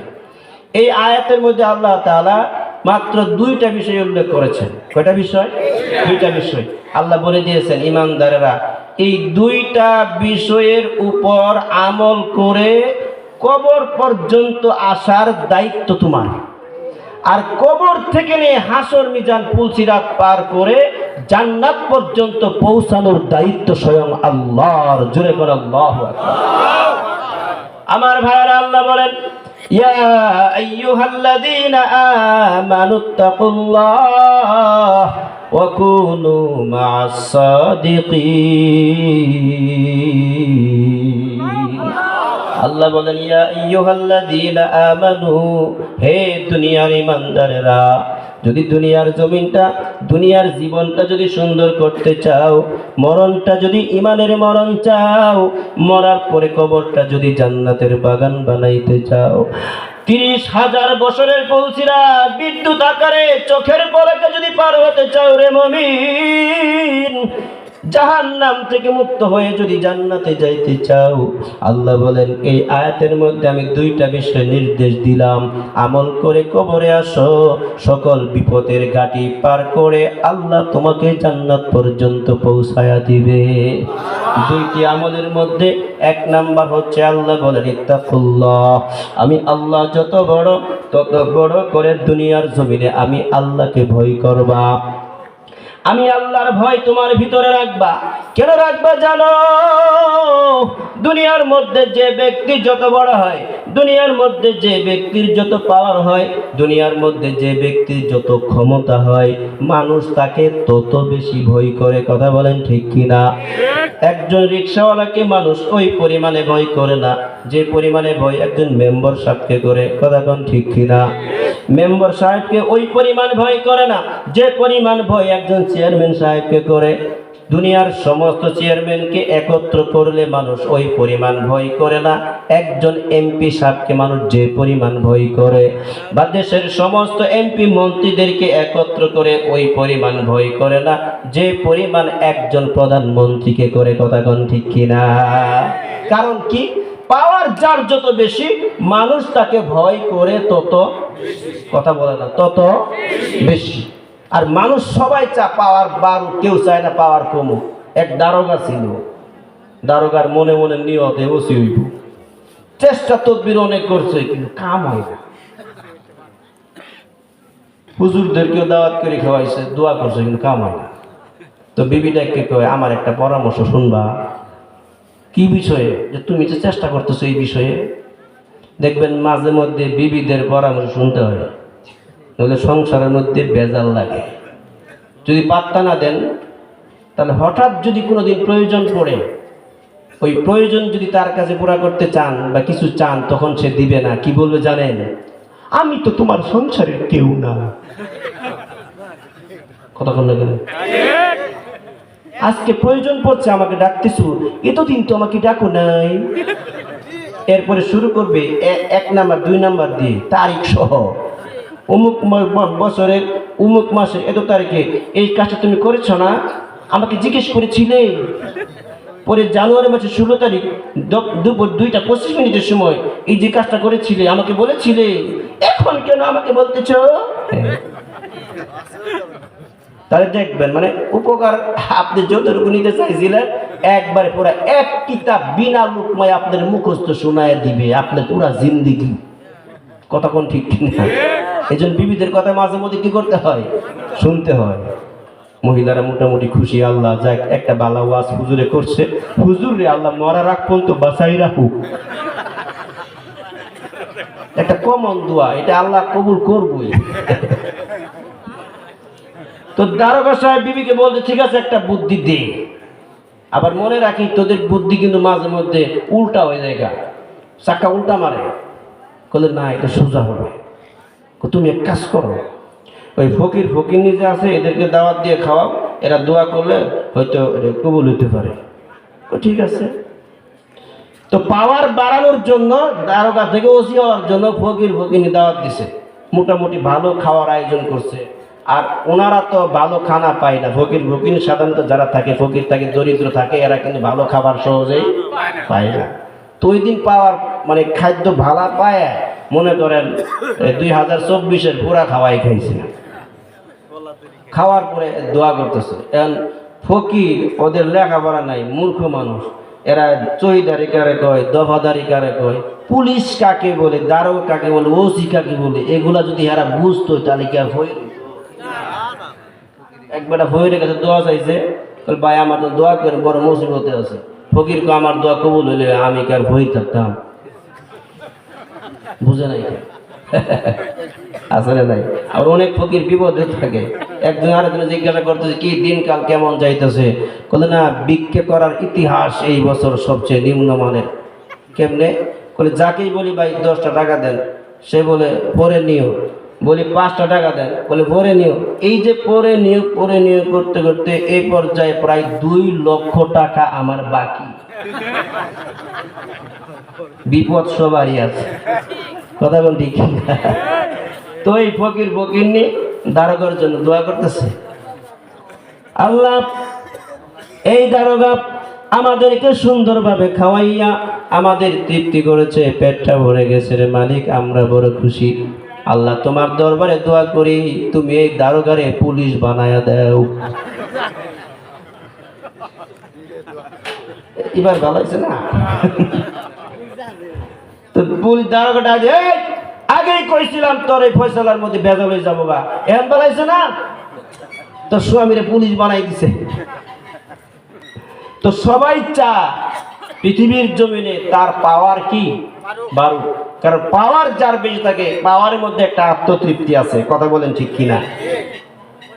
তো আল্লাহ পাকের পাওয়ার কত, আল্লাহ পাকের ক্ষমতা কত। আল্লাহ বলেন আমি যত বড় তত বড় করে ভয় করো, আমি কিয়ামতের ময়দানে তোমাদের জন্য জান্নাতের ফয়সালা করে দেব। তুমি যখন মারা যাবা, আখিরাতের জিন্দেগি, কবরের জিন্দেগি বড় কঠিন, তুমি চিন্তা করিও না। তুমি আমি আল্লাহকে আমার মতো করে ভয় করো। তাতানাজ্জালু আলাইহিমুল মালাইকা, মরণের সময় রহমতের ফেরেশতা তোমার কাছে পাঠিয়ে দিয়ে তোমাকে জান্নাত পর্যন্ত পৌঁছায় দেবে। সুবহানাল্লাহ।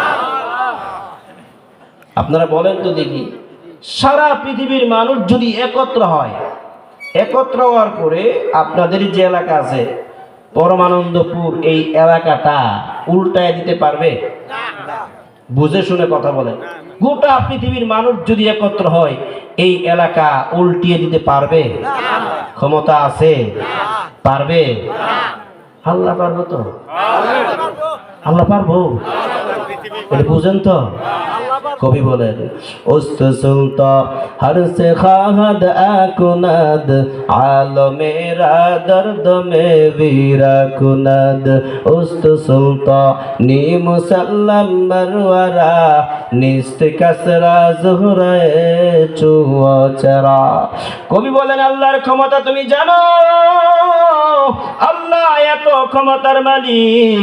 একটা এলাকা না, একটা ইউনিয়ন না, একটা থানা না, একটা জেলা না, একটা বিভাগ না, একটা দেশ না। আল্লাহ যদি ইচ্ছা করেন গোটা পৃথিবী এক সেকেন্ডের মধ্যে ধ্বংস করে দিতে পারেন। পৃথিবীর কোন ব্যক্তি এই প্রশ্ন করার ক্ষমতা রাখে না, আল্লাহ তুমি কেন ধ্বংস করলা, ঠিক কিনা? এই জন্য আল্লাহ বলেন, ফাআলুল লিমা ইউরিদ। আল্লাহকে জানো, আল্লাহ যেটা চান শুধু চাইলেই সেটা হয়ে যায়। আল্লাহ যেটা করতে চান শুধু বলেন কুন হও ফায়াকুন, সাথে সাথেই হয়ে যায়। তিনি হচ্ছেন আল্লাহ। এখন জানার বিষয় হচ্ছে, বুঝার বিষয় হচ্ছে, আমরা তো সবাই দাবি করি আল্লাহকে ভয় করি, আসলে প্রকৃতপক্ষে আমরা আল্লাহকে ভয় করি কিনা একটা প্রেসক্রিপশন দিয়ে যাই, নিজেই নিজেকে নিয়ে চিন্তা ভাবনা করে সেটা ফলাফল বের করতে পারবেন। আমাদের এলাকায় যদি হঠাৎ করে পুলিশ আসে এক গাড়ি, দেখবেন আসামি তো দৌড়াইতেছেও, সাধারণ মানুষও দৌড়ায় পুলিশের ভয়ে। কথা কোন ঠিক কিনা? কারণ বাংলাদেশের পুলিশ এত ভালো, ভালো মানুষের দৈরে কোনো মতো থানায় নিতে পারলেই কমপক্ষে বিনা মেহনতে 10,000 এখন এখানে ভালো মানুষ ধরে নেবে। ভাই আমার অপরাধ কি? আপনার যা বলার থানায় গিয়ে বলেন, আমি কিছু বলতে পারবো না। মানে ওই জায়গায় নিয়ে আটকাইতে পারলে কমপক্ষে কত বলবে? 50,000 টাকা দে, নরে এমন মাংনার মধ্যে হান্দাইয়া দিমু 5 লাখ লাগবো। কারণ আপনাকে ধরার পরে জন জানাই দিছে আপনার বাপেরে, আপনার বাপ তো সারাটা জীবন আপনার জন্য পানি কইরে দিছে।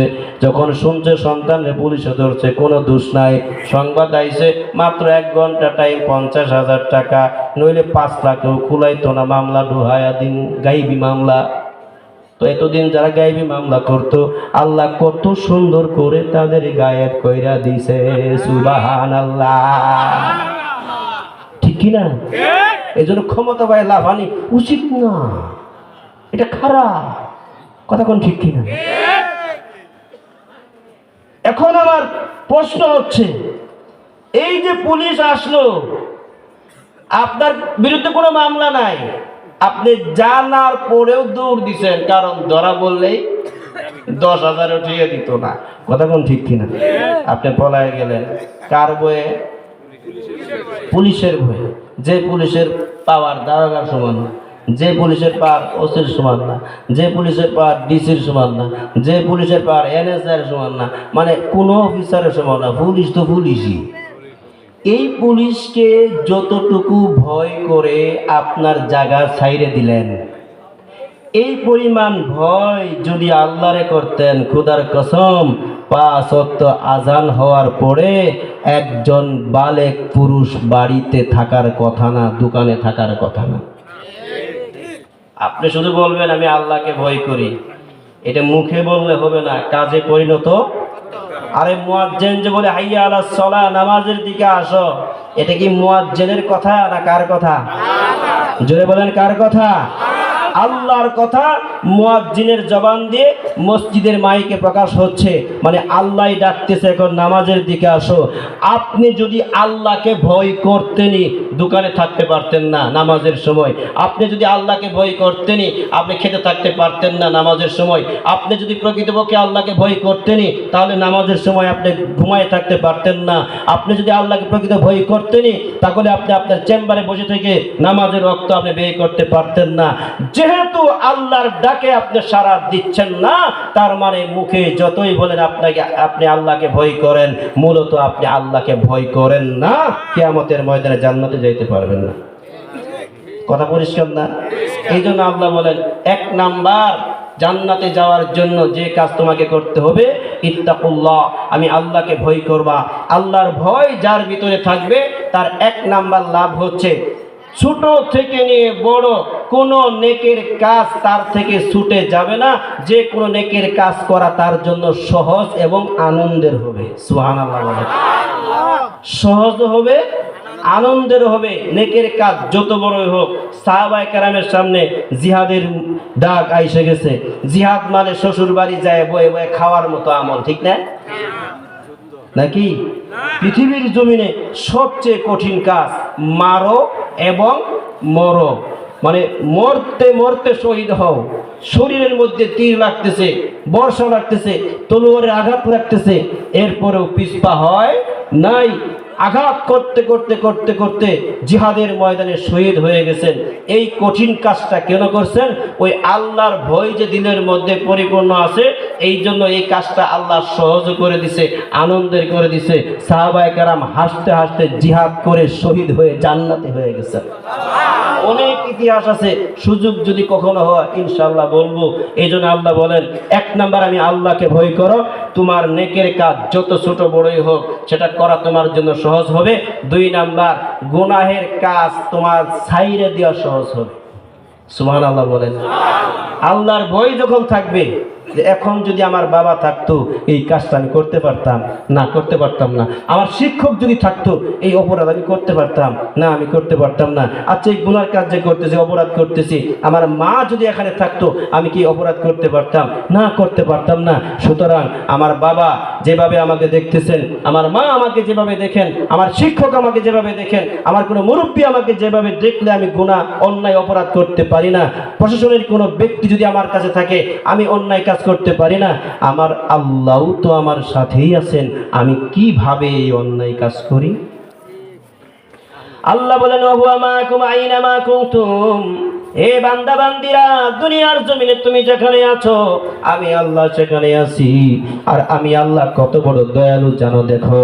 পৃথিবীর মানুষ অপরাধীদেরকে খুঁজে শাস্তি দেওয়ার জন্য, আর আমি এমন মাওলা, এমন আল্লাহ, আমি অপরাধীদের খুঁজি ক্ষমা করে দেওয়ার জন্য। জোরে কোনো সুবহানাল্লাহ। আপনি পৃথিবীর জমিনে কোনো মানুষের যদি নাফরমানি করেন, কোনো মানুষের সাথে যদি বেয়াদবি করেন, কোনো মানুষের যদি ক্ষতি করেন, এই মানুষটা আপনাকে খুঁজে শাস্তি দেওয়ার জন্য। কথা বলেন ঠিক কিনা? আপনি যদি ঘরের ভিতরে ঢুকে পড়েন, ঘরের ভিতর থেকে দরজা জানালা সব কিছু লাগিয়ে দেন, আর আপনার শত্রু যদি জানতে পারে আপনার ঘরের ভিতরে আছেন, তখন এই শত্রু কি করবে? আপনাকে বের করার জন্য চেষ্টা করবে। যদি বের করতে না পারে, ঘরের ভিতরে পেট্রোল দিয়ে, কেরোসিন দিয়ে, এরপর আগুন জ্বালিয়ে দিয়ে ঘরের ভিতরে আপনাকে পুড়ে মারার জন্য চেষ্টা করে। কথা বলেন ঠিক কিনা? কিন্তু আমার আল্লাহ এমন আল্লাহ, জোরে কোন আল্লাহু আকবার। আল্লাহ হলেন রহমান, আল্লাহ হলেন রহিম। আল্লাহ বান্দার উপরে এত দয়ালু, এত দয়ালু। শিরিকের মতো জঘন্যতম গুনাহ কোন ব্যক্তি যদি 80 বছর করতে থাকে, রাত্রিবেলায় মোবাইলের মাধ্যমে দরজা জানালা বন্ধ করে কত আকাম কুকাম মানুষে করে। কথা বলেন ঠিক কিনা? আল্লাহর দরবারে কত বড় অপরাধী, কত বড় পাপী। আল্লাহর কাছে আমরা সবচেয়ে বড় অপরাধী। বিশেষ করে যারা শিরিকের কাজ করে, যারা শিরিক করে, তারা পৃথিবীতে আল্লাহর জমিনে সবচেয়ে বড় পাপী। এটা খুন করার চেয়ে মারাত্মক গুনাহ। আল্লাহ বলেন ইন্নাশ শিরকা লা যুলমুন আযীম। পৃথিবীর জমিনে শিরিক হচ্ছে সবচেয়ে বড় গুনাহ। আল্লাহ বলেন ইন্নাল্লাহা লা ইয়াগফিরু আন ইউশরাকা বিহি ওয়া ইয়াগফিরু মা দুনা যালিকা লিমান ইয়াশা। আল্লাহ বলেন পৃথিবীর জমিনে শিরিকের গুনাহ ছাড়া আমি সব গুনাহ মাফ করতে পারি, কিন্তু শিরিকের গুনাহ মাফ করব না। এত বড় জঘন্যতম অপরাধী, এই অপরাধ করার পরে ঘরের ভিতরে যখন থাকে দরজা জানালা বন্ধ, আল্লাহ ইচ্ছা করলে বাতাস বন্ধ করে দিলে আপনার সব খেলা শেষ। কথাগণ ঠিক কিনা? কিন্তু আল্লাহ এত দয়ালু, এত কঠিন কঠিন গুনাহ করার পরেও ঘরের ভিতরে দরজা জানালা বন্ধ করে দিয়েও আপনি যখন মোবাইলের মাধ্যমে গুনাহ করেন, আমার আল্লাহ বাতাস বন্ধ না করে উল্টো আরো দরজা জানালার ফাঁকে দিয়ে অক্সিজেন পাঠিয়ে দিয়ে আপনাকে দুনিয়ার জমিনে বাঁচিয়ে রাখেন এবং সুস্থ রাখেন। সুবহানাল্লাহ। এখন প্রশ্ন হতে পারে, এত অপরাধ করার পরেও আল্লাহ ছাড় দেন কেন?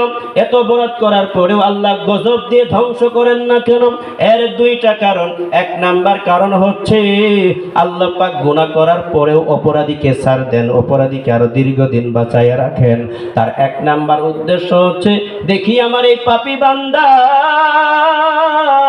কখনো যদি বুঝতে পারে আমি অন্যায় করতেছি, অপরাধ করতেছি, যে আল্লাহ সব নিয়ামত দিয়েছেন, ওই আল্লাহর সকল নিয়ামত ভোগ করে সেই আল্লাহর বিরোধিতা করতেছি, সেই আল্লাহর নাফরমানি করতেছি। আহারে, এই পাপগুলা করা আমার ঠিক হয় নাই, নামাজ ছাড়া আমার উচিত হয় নাই, মানুষের হক নষ্ট করা আমার উচিত হয় নাই, বেপরদায় চলা আমার উচিত হয় নাই, স্বামীর খেদমত ছেড়ে দেওয়া উচিত হয় নাই, মানুষকে গালাগালি করা উচিত হয় নাই। সুতরাং বুঝতে পেরে যদি আল্লাহর দরবারে এক সময় হাত দুটি তুলে আল্লাহর দরবারে বলে, মালিক ভুল করে ফেলেছি, মাফ করে দাও, আর জীবনে অন্যায় করব না, আর কখনো কোনোদিন পাপ করব না, এইভাবে তওবা যখন করে আল্লাহর নবী বলেন, আত্তাইবু মিনাজ যামবি কামান লা যামবালা। দুনিয়ার জমিনে কোনো পাপী যদি দিল থেকে তওবা করে, আল্লাহ তাকে এমন ভাবে ক্ষমা করে দেন তার জীবনের আমলনামার মধ্যে কোনো গুনাহ থাকে না। সুবহানাল্লাহ। এই জন্য আল্লাহ লম্বা সময় দেন। আমার বান্দা যদি কখনো বুঝে, আমার বান্দি যখন কখনো বুঝে আমার দরবারে তওবা করে, আমি যেন তার তওবা কবুল করে মাফ করে জান্নাতের উপযুক্ত বানাইতে পারি। সুবহানাল্লাহ। দ্বিতীয় নাম্বার কারণ হচ্ছে, লম্বা সময় দেওয়া হচ্ছে পাপের বোঝা বাড়তে থাকুক। পাপ যত বাড়বে কিয়ামতের ময়দানে জাহান্নামের শাস্তি তত কঠিন হবে। এই জন্য আল্লাহ সুযোগ দিচ্ছেন, পাপ বাড়তে থাকুক, পাপীদের পাপ বাড়তে থাকবে, কিয়ামতের ময়দানে শাস্তি তার বেশি হবে। নাউজুবিল্লাহ। এই জন্য আমার ভাইরা, সকল নেকের কাজ করতে পারা, সকল গুনার কাজ ছাড়তে পারা ওই ব্যক্তির জন্য সহজ হবে যেই ব্যক্তির ভিতরে আল্লাহর ভয় থাকবে। সে যদি মনে করে এখন বাতি নিবানো আছে, আমি এমন জায়গায় গুনাহ করতেছি আমার নিজের শরীর আমি নিজেই দেখতে পাই না, যেই জায়গার মধ্যে নিজেও নিজেকে দেখে না, সেই জায়গার মধ্যে তাকে দেখে কে? জোরে বলেন কে? চিল্লায়ে বলেন আল্লাহু আকবার। পৃথিবীর জমিনে এমন কোন জায়গা নাই যে জায়গার মধ্যে অপরাধ করে আপনি আল্লাহকে ফাঁকি দিয়ে লাইবেন, অত সহজ না। আর দুনিয়ার মধ্যে আলেম ওলামারা দিনের কথা বললে আপনি মানবেন না, আর কিয়ামতের ময়দানে গুজা মিল দিয়ে আল্লাহরে বুঝায় জান্নাতে যাবেন কে? যাওয়া যাব তো? এত না, অত সুজা না। আপনি বাইল চাল দিয়া আবুল যে বুঝাইতে পারবেন। আবুল চেনেন? এখন আবুল থাকলে আবার রাগ করেন। আবুল মানে সমাজের মধ্যে যারা আলা ভোলা থাকে, সাধারণ মানুষ, তেমন কিছু একটা বুঝে না, যে জিতে বুঝা ওটাই হে বুঝে, এর নাম হলো আবুল বুঝ। এর নাম কি? আবুল বুঝ। কেমন আবুল? এক আবুল বিয়ে করছে, 3 মাস পরে বাচ্চা হয়েছে। কিরকম বিষয়টা? শরীয়তের বিধান হচ্ছে হানাফি মাযহাব অনুযায়ী বিবাহের 6 মাস পরে যদি বাচ্চা হয় তাহলে যিনি বিবাহ করেছেন বাচ্চা হবে তার, আর 6 মাসের আগে যদি বাচ্চা হয় তাহলে এই বাচ্চাটা আর তার না, সেটা ইন্টারনেট থেকে ডাউনলোড দিয়ে নামানো হয়েছে। এই বিষয়টা জানতে পারলেন? বুড়ারা তো বুঝতো না ইন্টারনেট কি, ডাউনলোড কি, খায় না মাথা দেয়। একটু বুঝায় দেন। শরীয়তের বিধান হচ্ছে 6 মাস পরে যদি বাচ্চা হয়, বাচ্চা কার? যে বিবাহ করছে তার। 6 মাসের আগে যদি বাচ্চা হয় তাহলে বুঝতে হবে এটা আরেকজনের। বুঝে না, মুরব্বী বুঝে না। তাহলে আবুলের বিয়ে করছে, বিয়ের 3 মাস পরে বাচ্চা হয়েছে, তার মানে বাচ্চা তো আবুলেরই। আচ্ছা বুঝলে যদি না হয় তাকে না করবে, শরমের কি আছে? আমরাই তো। তা 3 মাস পরে বাচ্চা হলে বাচ্চা কি আবুলের? তাহলে বিয়ের আগে অন্য জায়গা থেকে নিছে, হাওলাত করে নিছে, মনে করুন হাওলাত করছে, খরচ করছে। তো আবুল সাহেব দোকানে গেছে, আর এগুলো আলোচনা কিন্তু দোকানের মধ্যে বেশি হয়, দোকান হোটেল, হ্যাঁ এগুলা মানে কে কি করলো কি না করলো এই নিয়ে, মানে আমি কি করলাম এই কথা কেউ বলে না। শুনছস অমুকের ছেলে, ছি ছি ছি ছি, ছেলেটাকে এত ভালো মনে করতাম, এত খারাপ লোকটা কেরা, ওর না ওর কথা বলাই যাবে না, ও এত খারাপ, ওর নামটা কস না কেড়ে বলো, ওই যে সফিরুদ্দি কফিলুদ্দি শুরু হইল, মানে গিবাত হয়ে গেছে, কথা কোন ঠিক কিনা? তো আবুল দোকানে গেছে, দোকানের লোকজন ধরে ফেলেছে, আবুল কি বিয়ে বলে করছো? একটা তো মেয়ে তৈরি আনছি, বিয়ে একটা করছি। কল বাচ্চাও নাকি হয়েছে? কল বাচ্চা তো আল্লাহ রহম হয়ে গেছে। কল কয় মাস বয়স? ওই 3 মাসই হয়ে গেছে।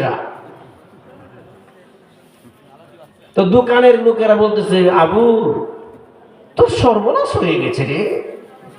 কল কি সর্বনাশ? কল বাচ্চা তো তোর না, 6 মাস পরে হলে না তোর, তোর বিবি তোর আরেক জায়গা থেকে খরচ করলে এসে।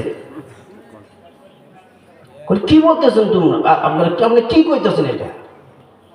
হ্যাঁ আমার বিবি কি আমার তাহলে ঠকাইলো? খালি ঠকাইছে না, ঠকাইছে ইজ্জতের 12টা সকালে 8টার সময় বাজাইছে, ঠিক কিনা? আবুল সেই রাগ বাড়িতে গেছে, আজ তোর একদিন আমার যে কই দিন লাগে, আমারে আবুল পাইছ। তো বাড়ি যাওয়ার পরে বিবির সাথে সেই ঝগড়া, আবার আবুলের বিবি ছিল আবার সেই চালাক। দেখবেন যে মেয়েরা হয় যত বেশি চালাক, ওই মেয়েদের হয় তত বেশি তালাক। এটা আসতে করবেন, মেয়েরা যদি বেশি চালাক হয়, মানে স্বামীর চেয়ে যদি বিবি বেশি বুঝে, তাহলে দেখবেন ওই সংসারে ভাত পাক করার জন্য আপনার দিয়া সবাই আগুন লাগবে না, ওই আগুনই যথেষ্ট। কথা বলে না? মানে আপনার বিবি যদি আপনার চেয়ে একটু বেশি বুঝে, তাহলে বুঝবেন কাম হয়েছে, আপনার কাম করা লাগবে না, কাম এমনি হয়ে যাবো। তো আবুলের বিবি বলতেছে, তুমি রাগ করছো কেন? কে কি বলছে? তুই যে সন্তান নিয়ে জন্ম দিয়েছিস, এটা নাকি আমার সন্তান না, তুই কার সন্তান নিয়ে এসেছিস? 3 মাস পরে বাচ্চা হলে তো শরীয়ত এটা আমার, এটা গ্রহণযোগ্য না। তা আবুলের বউ চালাক ছিল, বলে শোনো মোটামুটি কয় মাস থাকলে পেটের মধ্যে বাচ্চা তোমার হবে? 6 মাস তো থাকতেই হবে। বলে আচ্ছা আমি তোমাকে যদি হিসাব বনাই দিতে পারি তাহলে তুমি মানবা? বুঝাইতে পারলে, বনাই দিতে পারলে হিসাব, তাহলে তো মানবই। বুঝলেন আবুল যে কেমনে বুঝাইতেছে? আলোচনা এই শুধু খালি হাইসেন না, এটার মধ্যে শিক্ষার বিষয় আছে। গুজামিল দিয়ে আবুল রে বোঝানো যাবো, কারে বোঝানো যাইতো না? করেছে আবার দক্ষিণে মারে উত্তর সাইড আলাই আলাবো ফেরেশতারা। তো আবুলের বউ বলতে, শোনো তোমার আমার বিবাহ হয়েছে কতদিন? 3 মাস। আচ্ছা পেটের সন্তান ছিল কতদিন? 3 মাস। 3 আর 3 কত হয়েছে? 6 মাস। এখন বলো বাচ্চার বয়স কতদিন? বলে বাচ্চার বয়স 3 মাস। 6 মাস আর 3 মাস কত হইল? 9 মাস। তুমি তোমার বন্ধ আছে না 6 মাস, 3 মাস তো বোনাস পাইলা। ঠিকই তো।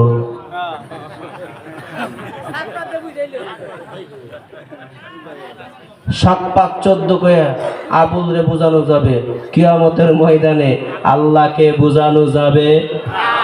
এই জন্য দুনিয়ার জমিন থেকে গুজা মিলে না, হিসাব সুজা নিয়ে কবরে যাবেন, আল্লাহ সুজা জান্নাতে পাঠায় দিবে। এই জন্য আল্লাহ বলেন 1 নাম্বার কাজ ইত্তাকুল্লাহ, দুনিয়ার জমিনে আমি আল্লাহকে ভয় করবা, আমি আল্লাহ যত বড় তত বড় করে ভয় করবা। কিয়ামতের ময়দানে আল্লাহ বলেন আমার ভয় নিয়ে কবরে আসলে সূরা রহমানে আল্লাহ বলছেন, বান্দা 2টা জান্নাতের মালিক তোমাকে বানায়া দেব। আল্লাহ বলেন ওয়ালিমান খাফা মাকামা রাব্বিহি জান্নাতান ফাবিআইয়ি আলাই রাব্বিকুমা তুকাজ্জিবান। আল্লাহ বলেন কোন ব্যক্তি যদি দুনিয়ার জমিনে এই ভয় করে কিয়ামতের ময়দানে এই দুনিয়ার জমিনে বারেক হওয়ার পর থেকে নিয়ে প্রত্যেক বৎসর আল্লাহ রাব্বুল আলামিন আমাকে যে সময় দিয়েছেন প্রত্যেক বৎসর 3,15,36,000 সেকেন্ড, প্রত্যেক বৎসরের এই প্রত্যেক সেকেন্ডের হিসাব কিয়ামতের ময়দানে আল্লাহর আদালতে আসামির কাঠ গড়ায় দাঁড়ায় আমাকে দিতে হবে। কোন জায়গায় মিথ্যা বলছি আমল নামার মধ্যে সেটা লেখা আছে, কোন জায়গায় সুদের টাকা গয়না নিছি আমল নামার মধ্যে সব লেখা আছে। সুতরাং আমি যদি পাপ করি, যে জায়গার মধ্যে পাপ করব ওই মাটিও আমার বিরুদ্ধে সাক্ষী দিবে, আমার অঙ্গ প্রত্যঙ্গ কিয়ামতের ময়দানে সাক্ষী দিবে। সুতরাং আল্লাহর কাছে ফাঁকি দিয়ে আমি জান্নাতে যাইতে পারবো না, অপরাধ করে কবরে গেলে জাহান্নাম ছাড়া কোনো গতি নাই। সুতরাং আল্লাহর ভয়ে যদি গুনাহ থেকে বেঁচে থাকে, আল্লাহ বলেন কিয়ামতের ময়দানে এমন ব্যক্তির জন্য আমি 2টা জান্নাত বরাদ্দ করে দেব। সুবহানাল্লাহ। আর 1 নাম্বার জান্নাতে যাইতে হবে এই আমলের, এই আয়াতের মধ্যে যে আমল করে সেই আমলটার নাম কি? আল্লাহ পাকের ভয় দিলের ভিতরে থাকতে হবে। আল্লাহ যত বড় তত বড় করে ভয় করার তৌফিক আল্লাহ আমাদের সবাইকে দান করেন, জোরে কোন আমিন। দ্বিতীয় নাম্বার হচ্ছে আল্লাহর ভয় চাইলেই অর্জন করা যাবে না। যারা আল্লাহর পথে মেহনত করে এই ভয়টা অর্জন করেছে, খাঁটি আলেম, আল্লাহওয়ালা আলেম, এমন আল্লাহওয়ালাদের সাথে থেকে এই বিষয়টাকে অর্জন করতে হবে। এই জন্য আল্লাহ বলেন ওয়াকুনু মাসাদিকিন। বান্দা দুনিয়ার জমিনে যারা সাদিকিন, যারা আল্লাহওয়ালা হক্কানি আলেম ওলামা, যারা আমি আল্লাহর পথে মেহনত করে করে আমি আল্লাহর ভয় অর্জন করেছে, এমন সাদিকিনদের সাথে তুমি থাকবা, এমন সাদিকিনদের সাথে থেকে তুমি মেহনত করবা, আমি আল্লাহর ভয় তোমার ভিতরে অর্জন হবে। এই 2টা গুণ যদি তোমার ভিতরে থাকে রে বান্দা, তোমার লাভ কি হবে জানো? আল্লাহর নবী বলেন আলমারউ মা'a মান আহাব্বা। হে দুনিয়ার উম্মতেরা, তুমি যদি আল্লাহকে ভয় করো এবং দুনিয়ার জমিনে হক্কানি আল্লাহওয়ালা সাদিকিনদের সাথে চলো, লাভ কি হবে জানো? তুমি যদি আল্লাহওয়ালা সাদিকিন আলেম ওলামাদের সাথে চলে দিন মানতে পারো, নবীজি বলেন আলমারউ মা'a মান আহাব্বা। দুনিয়াতে যে যাকে ভালোবাসবে, মহব্বত করবে, কিয়ামতের ময়দানে সে তার সাথেই থাকবে। আল্লাহর নবী বুঝাইতে চাইলেন হক্কানি সাদিকিন আল্লাহওয়ালাদের সাথে থেকে যদি দিন মানতে পারো, তাদের পরামর্শ অনুযায়ী যদি চলতে পারো, কিয়ামতের ময়দানে আল্লাহর আয়াত প্রমাণ করে ওই আল্লাহওয়ালার সাথেই তোমার জান্নাত নসিব হবে। সুবহানাল্লাহ। তাহলে দিন শিখতে হলে আম জনতার জন্য জরুরি হচ্ছে হক্কানি আলেম ওলামাদের সাথে থাইকা দিন মানা। যেমন বিবাহ শাদী দেওয়া করানোর আগে বিবাহ শাদীর বিষয়ে যত মাসালা মাসাইল আছে, বিবাহ এবং তালাক এই দুটোটা জানতে হবে ছেলেকেও মেয়েকেও। লবণ ভাতের মধ্যে কম হয়েছে, ভাতের মধ্যে লবণ আবার কম হয়ে কেমনি? উল্টাপাল্টা হয়ে গেল না? কিসের মধ্যে? তরকারির মধ্যে লবণ কেন কম হইল? এই জন্য আপনি মারপিট 1 2 3 বলে ফেলাবেন, এই সুযোগ ইসলামে নাই। 1 2 3 বুঝেন তো? হ্যাঁ, বাংলাদেশে সবচেয়ে সস্তা বাজার হয়েছে তালাকের বাজার। এক এক মহিলাকে তার স্বামী কতবার যে তালাক দিছে এটা তসবিতে গণ্য শেষ করে যাব না। আবার হেই বললো এই খাইতেও আসে, আল্লাহর মধ্যে বাচ্চা হইতেছে। ছবি তো শাহজাদা নাকি?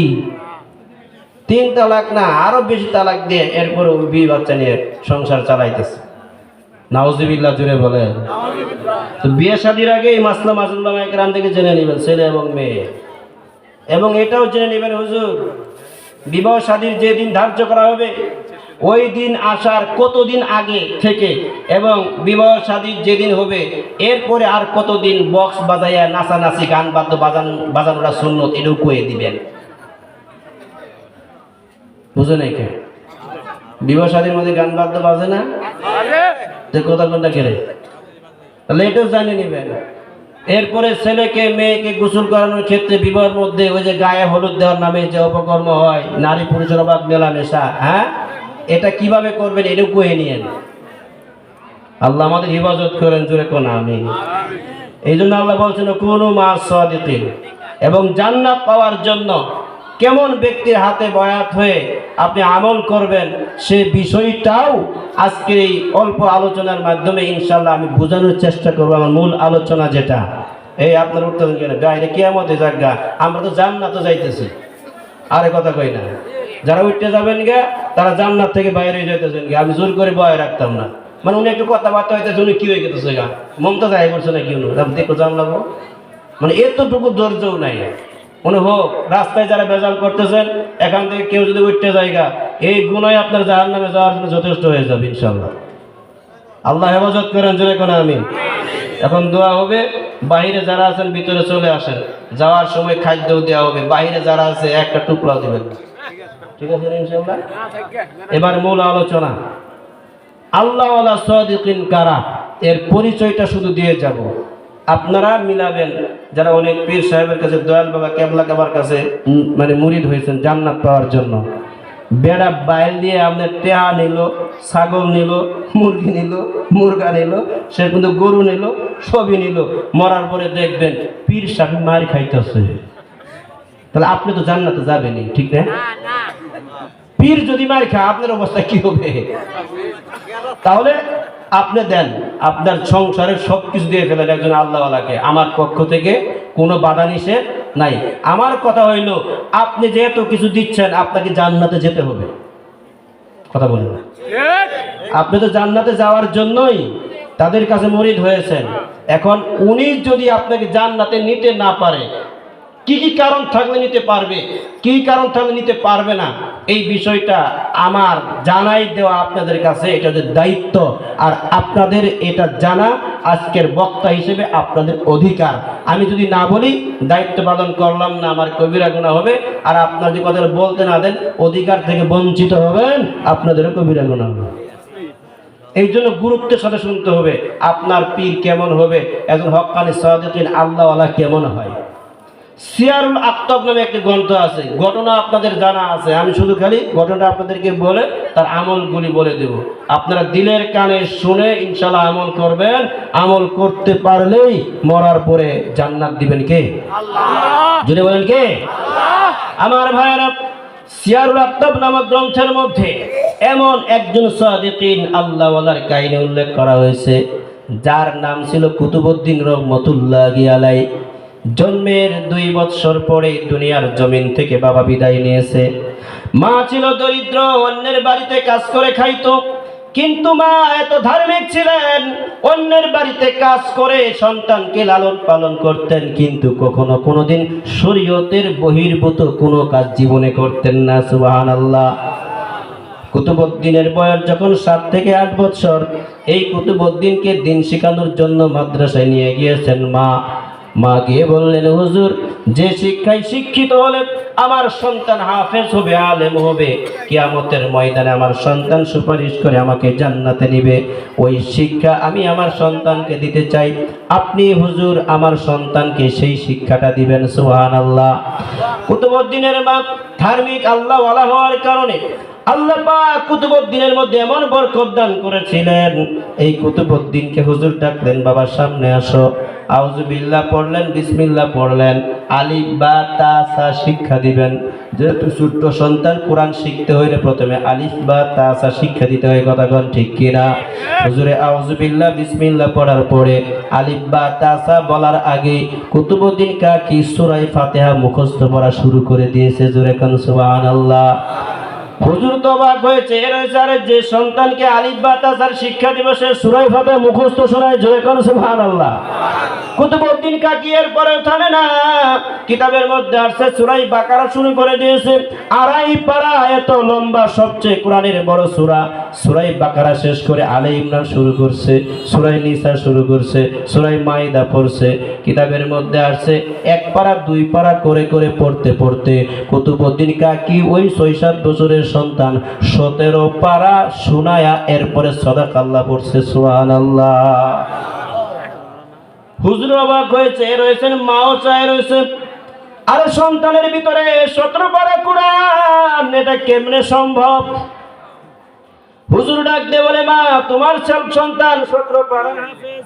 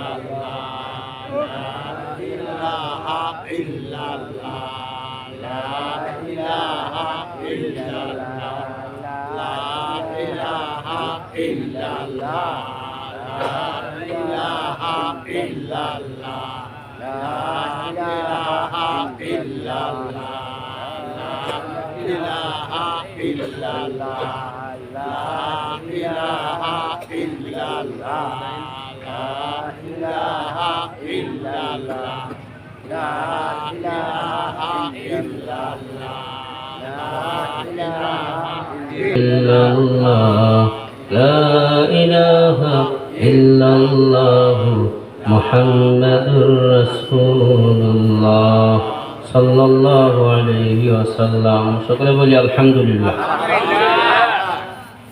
আল্লাহ পাক কবুল করেন, জোরে কোন আমিন। আমরা একটু রেস্ট নিলাম নাকি? ওয়াজ করতে করতে কষ্ট হয়েছে না? একটু বিরতি নিলাম, হ্যাঁ। ফাঁকে দিয়ে কিছু জিকির হয়ে গেল। যারা জিকির করলো জিকিরে লাভ পাইলো, আর যারা বয়ে থাকলো বয়ে তাহার লাভ পাইল, ঠিক কিনা? আল্লাহ কবুল করেন, জোরে কোন আমিন। তো কুতুবউদ্দিন কাকি রহমতুল্লাহ আলাই উনি 17 পারা মুখস্থ করলেন কিভাবে? কারণ হুজুর যখন প্রশ্ন করেছে, কুতুবউদ্দিনের মা ডাক দিয়ে বলে, হুজুর আমার যেটা বিশ্বাস সেটা হচ্ছে আমি বিবাহের আগে 17 পারা কোরআন মুখস্থ করছিলাম। বিবাহের পরে সংসারের কারণে আর সেই সুযোগটা কারণ আই বইতে গেল, তুই গেল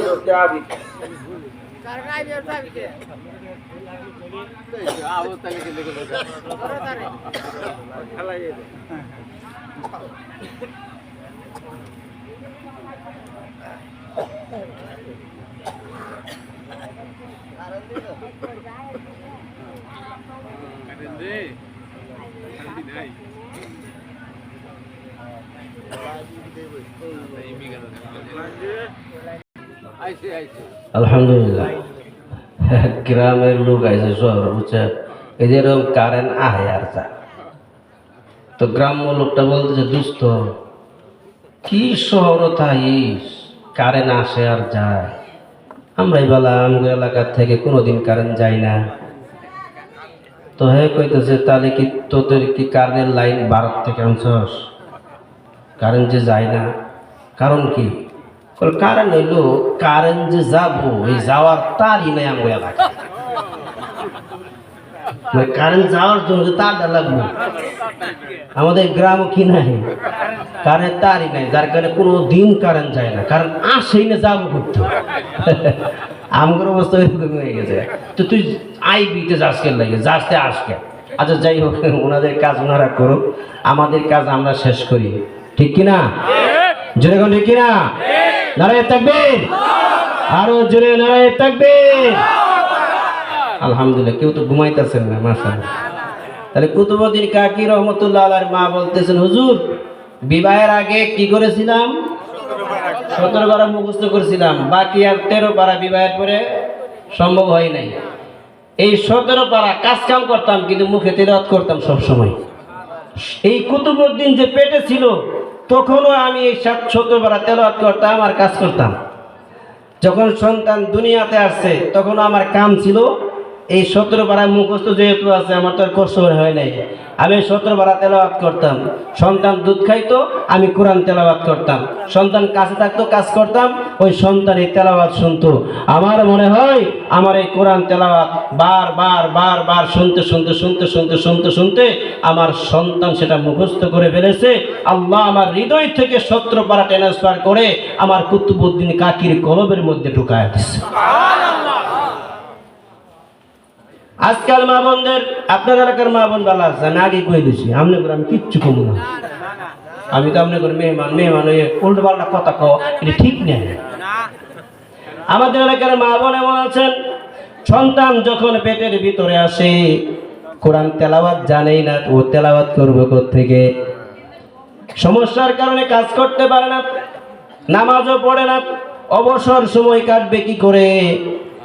তো স্বামীর ঘরের মধ্যে ওই 21 ইঞ্চি 32 ইঞ্চি একটা শয়তানের বাক্স আছে না নাই? কাজ কাম যেহেতু নাই, কোরআন পড়াও জানে না, জিকির আজগারও করে না, অবসর সময় কাটাবে কি করে? ওই টিভির মধ্যে বিদেশি যত নাটক পাঠক আছে এগুলা দেখে, বিশেষ করে আমার দাদা বাবু করে স্টার জলসা আর জি বাংলা দেখা দেখা আজকালের গর্ভবতী নারীরা সময় কাটায়, ঠিক কিনা? হিন্দুদের সেই নাটক ফাটক যাত্রা জারি গানের মধ্যে মূর্তি পূজাকে কিভাবে করে সেই বিষয়গুলো দেখানো হয়, মূর্তির সামনে কিভাবে দাঁড়িয়ে আরাধনা করতে হয় সেটা দেখানো হয়। আমাদের বাঙালি নারীরা, মুসলমান নারীরা সেগুলা দেখে মূর্তি পূজার প্রভাব ওই সন্তানের উপরে পড়ে। গান বাদ্য যখন দেখে ওই গান বাদ্যের গুণার প্রভাব সন্তানের উপর পড়ে। 10 মাস 10 দিন পরে যখন সন্তান দুনিয়ার জমিনে আসে, এই সন্তান যখন আস্তে আস্তে বড় হয়, এই সন্তানের দুষ্টামি বেড়ে যায়, সন্তান পিতামাতার কথা শুনে না। এক সময় দেখা যায় সন্তান আর সন্তান থাকে না, সন্তান পুরাটা শয়তানের রূপ ধারণ করে। এর জন্য দায়ী ওই সন্তানের মা। খালি সন্তান দুষ্টামি করলে কথা না শুনলে, হুজুর পানি পড়া দেন, সন্তান কথা শুনে না। আমরা 40 বছরে পানি ফু দিতে দিতে দেখবেন হুজুর করে 50 বছরে দাঁত নাই, ওই আমনে করে পানি ফুয়াইতে ফুয়াইতে দাঁতের কাম শেষ। গ্লাস খাওয়াই দিল কোনো কাজ হবে না, কারণ সমস্যা গুড়ায়। কথা বলেন ঠিক কিনা? যে সন্তান পেটে আসার পরে মা বেপরদায় চলবে, যে সন্তান পেটে আসার পরে নিজের চেহারা দেখায় দেখায় ঘুরবে, যে সন্তান পেটে আসার পরে মা টিভির সামনে বসে থাকবে, মোবাইল নিয়ে 24 ঘন্টা যাত্রা জারিগান নাটক ফাটক দেখবে, ওই মায়ের পেটের সন্তান সন্তান হয়ে দুনিয়াতে আসবে না, সে শয়তান হয়ে আসবে। এই সন্তান দুনিয়ার জমিনে যত বড় শিক্ষিতই হোক না কেন, যখন বড় হবে ওই পিতামাতাকে গার ধরে তার বানানো বাড়ি থেকে গার ধরে বের করে দিবে। এটা শুধু সন্তানের দোষ না, পিতামাতারও দোষ। কথা বলেন ঠিক কিনা?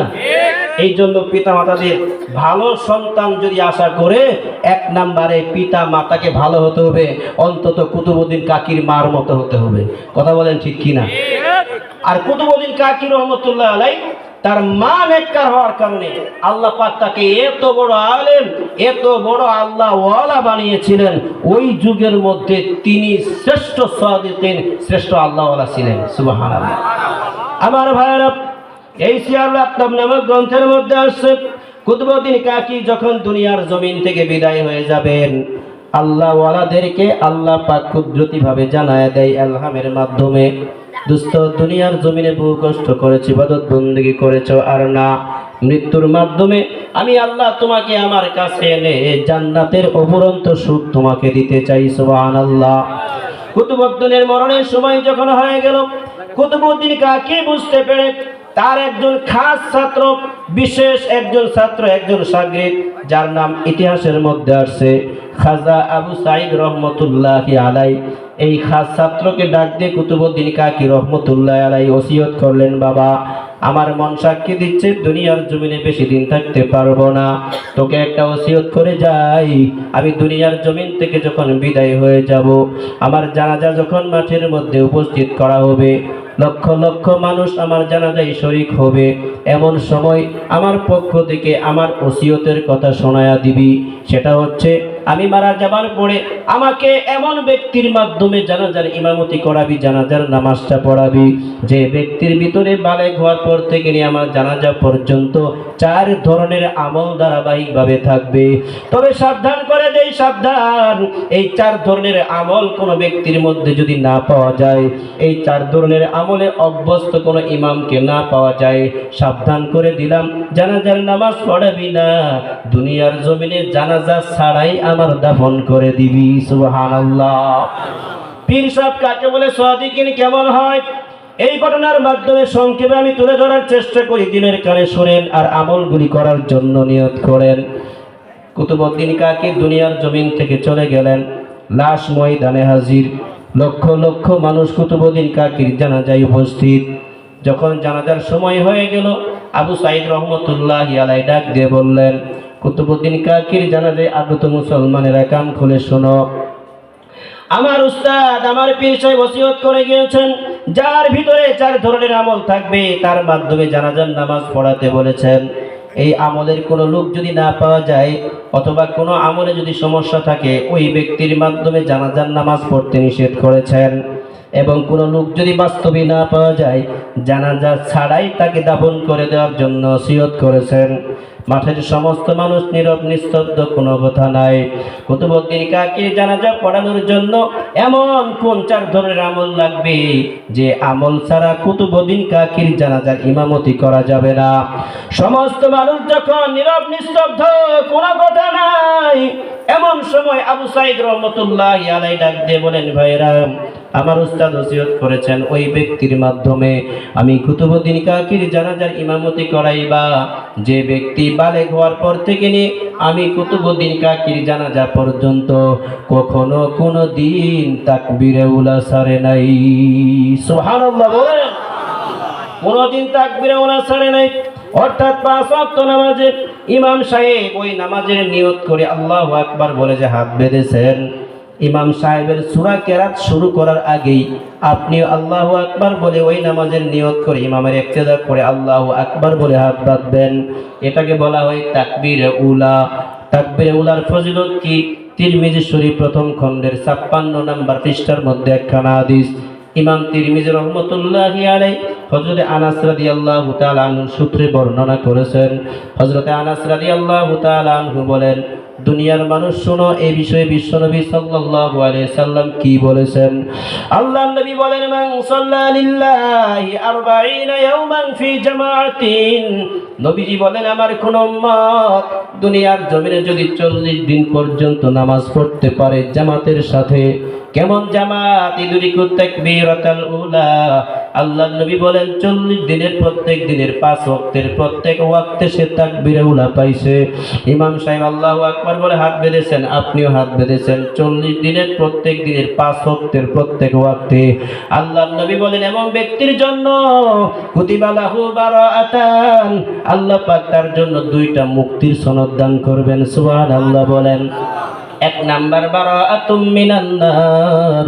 কিয়ামতের ভয়াবহতা যখন শুরু হয়ে যাবে, পিতা পুত্রের পরিচয় দিবে না যদি নেকি দেওয়া লাগে, স্বামী স্ত্রীর পরিচয় দিব না যদি নেকি দেওয়া লাগে, ভাই ভাইয়ের পরিচয় দিবে না।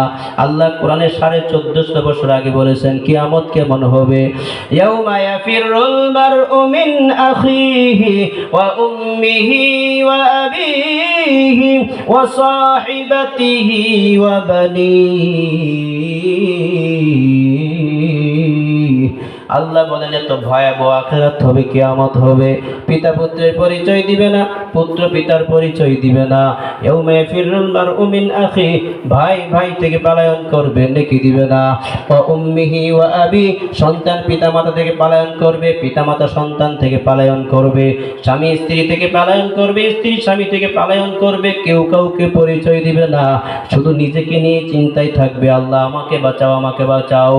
আল্লাহর নবী বলেন আদম থেকে নিয়ে ঈসা আলাইহিস সালাম পর্যন্ত সমস্ত নবী রাসূলগণ উম্মতকে ভুলে যাবে, শুধু নফসি নফসি নফসি বলবে, আল্লাহ আমাকে বাঁচাও। একমাত্র কেবলমাত্র শুধুমাত্র আমাদের নবী মুহাম্মাদুর রাসূলুল্লাহ নফসি নফসি বলবে না, ওই ভয়াবহ মুহূর্তে বলবে উম্মতি উম্মতি। সুবহানাল্লাহ বলেন। আল্লাহর নবী বলেন কেউ যখন কারো সাহায্য করবে না, তোমার যদি দুনিয়ার জমিনে 40 দিনের এই আমলটা থাকে, নবীজি বলেন আমি বলে গেলাম কিয়ামতের ময়দানে আল্লাহ তোমাকে জাহান্নাম থেকে মুক্ত করে জান্নাত তোমাকে দান করে দিবেন, জান্নাতের টিকিট দিয়ে দিবেন। 2 নাম্বার হচ্ছে বারাআতুম মিনান নিফাক। দুনিয়ার জমিন থেকে যখন তুমি মারা যাবে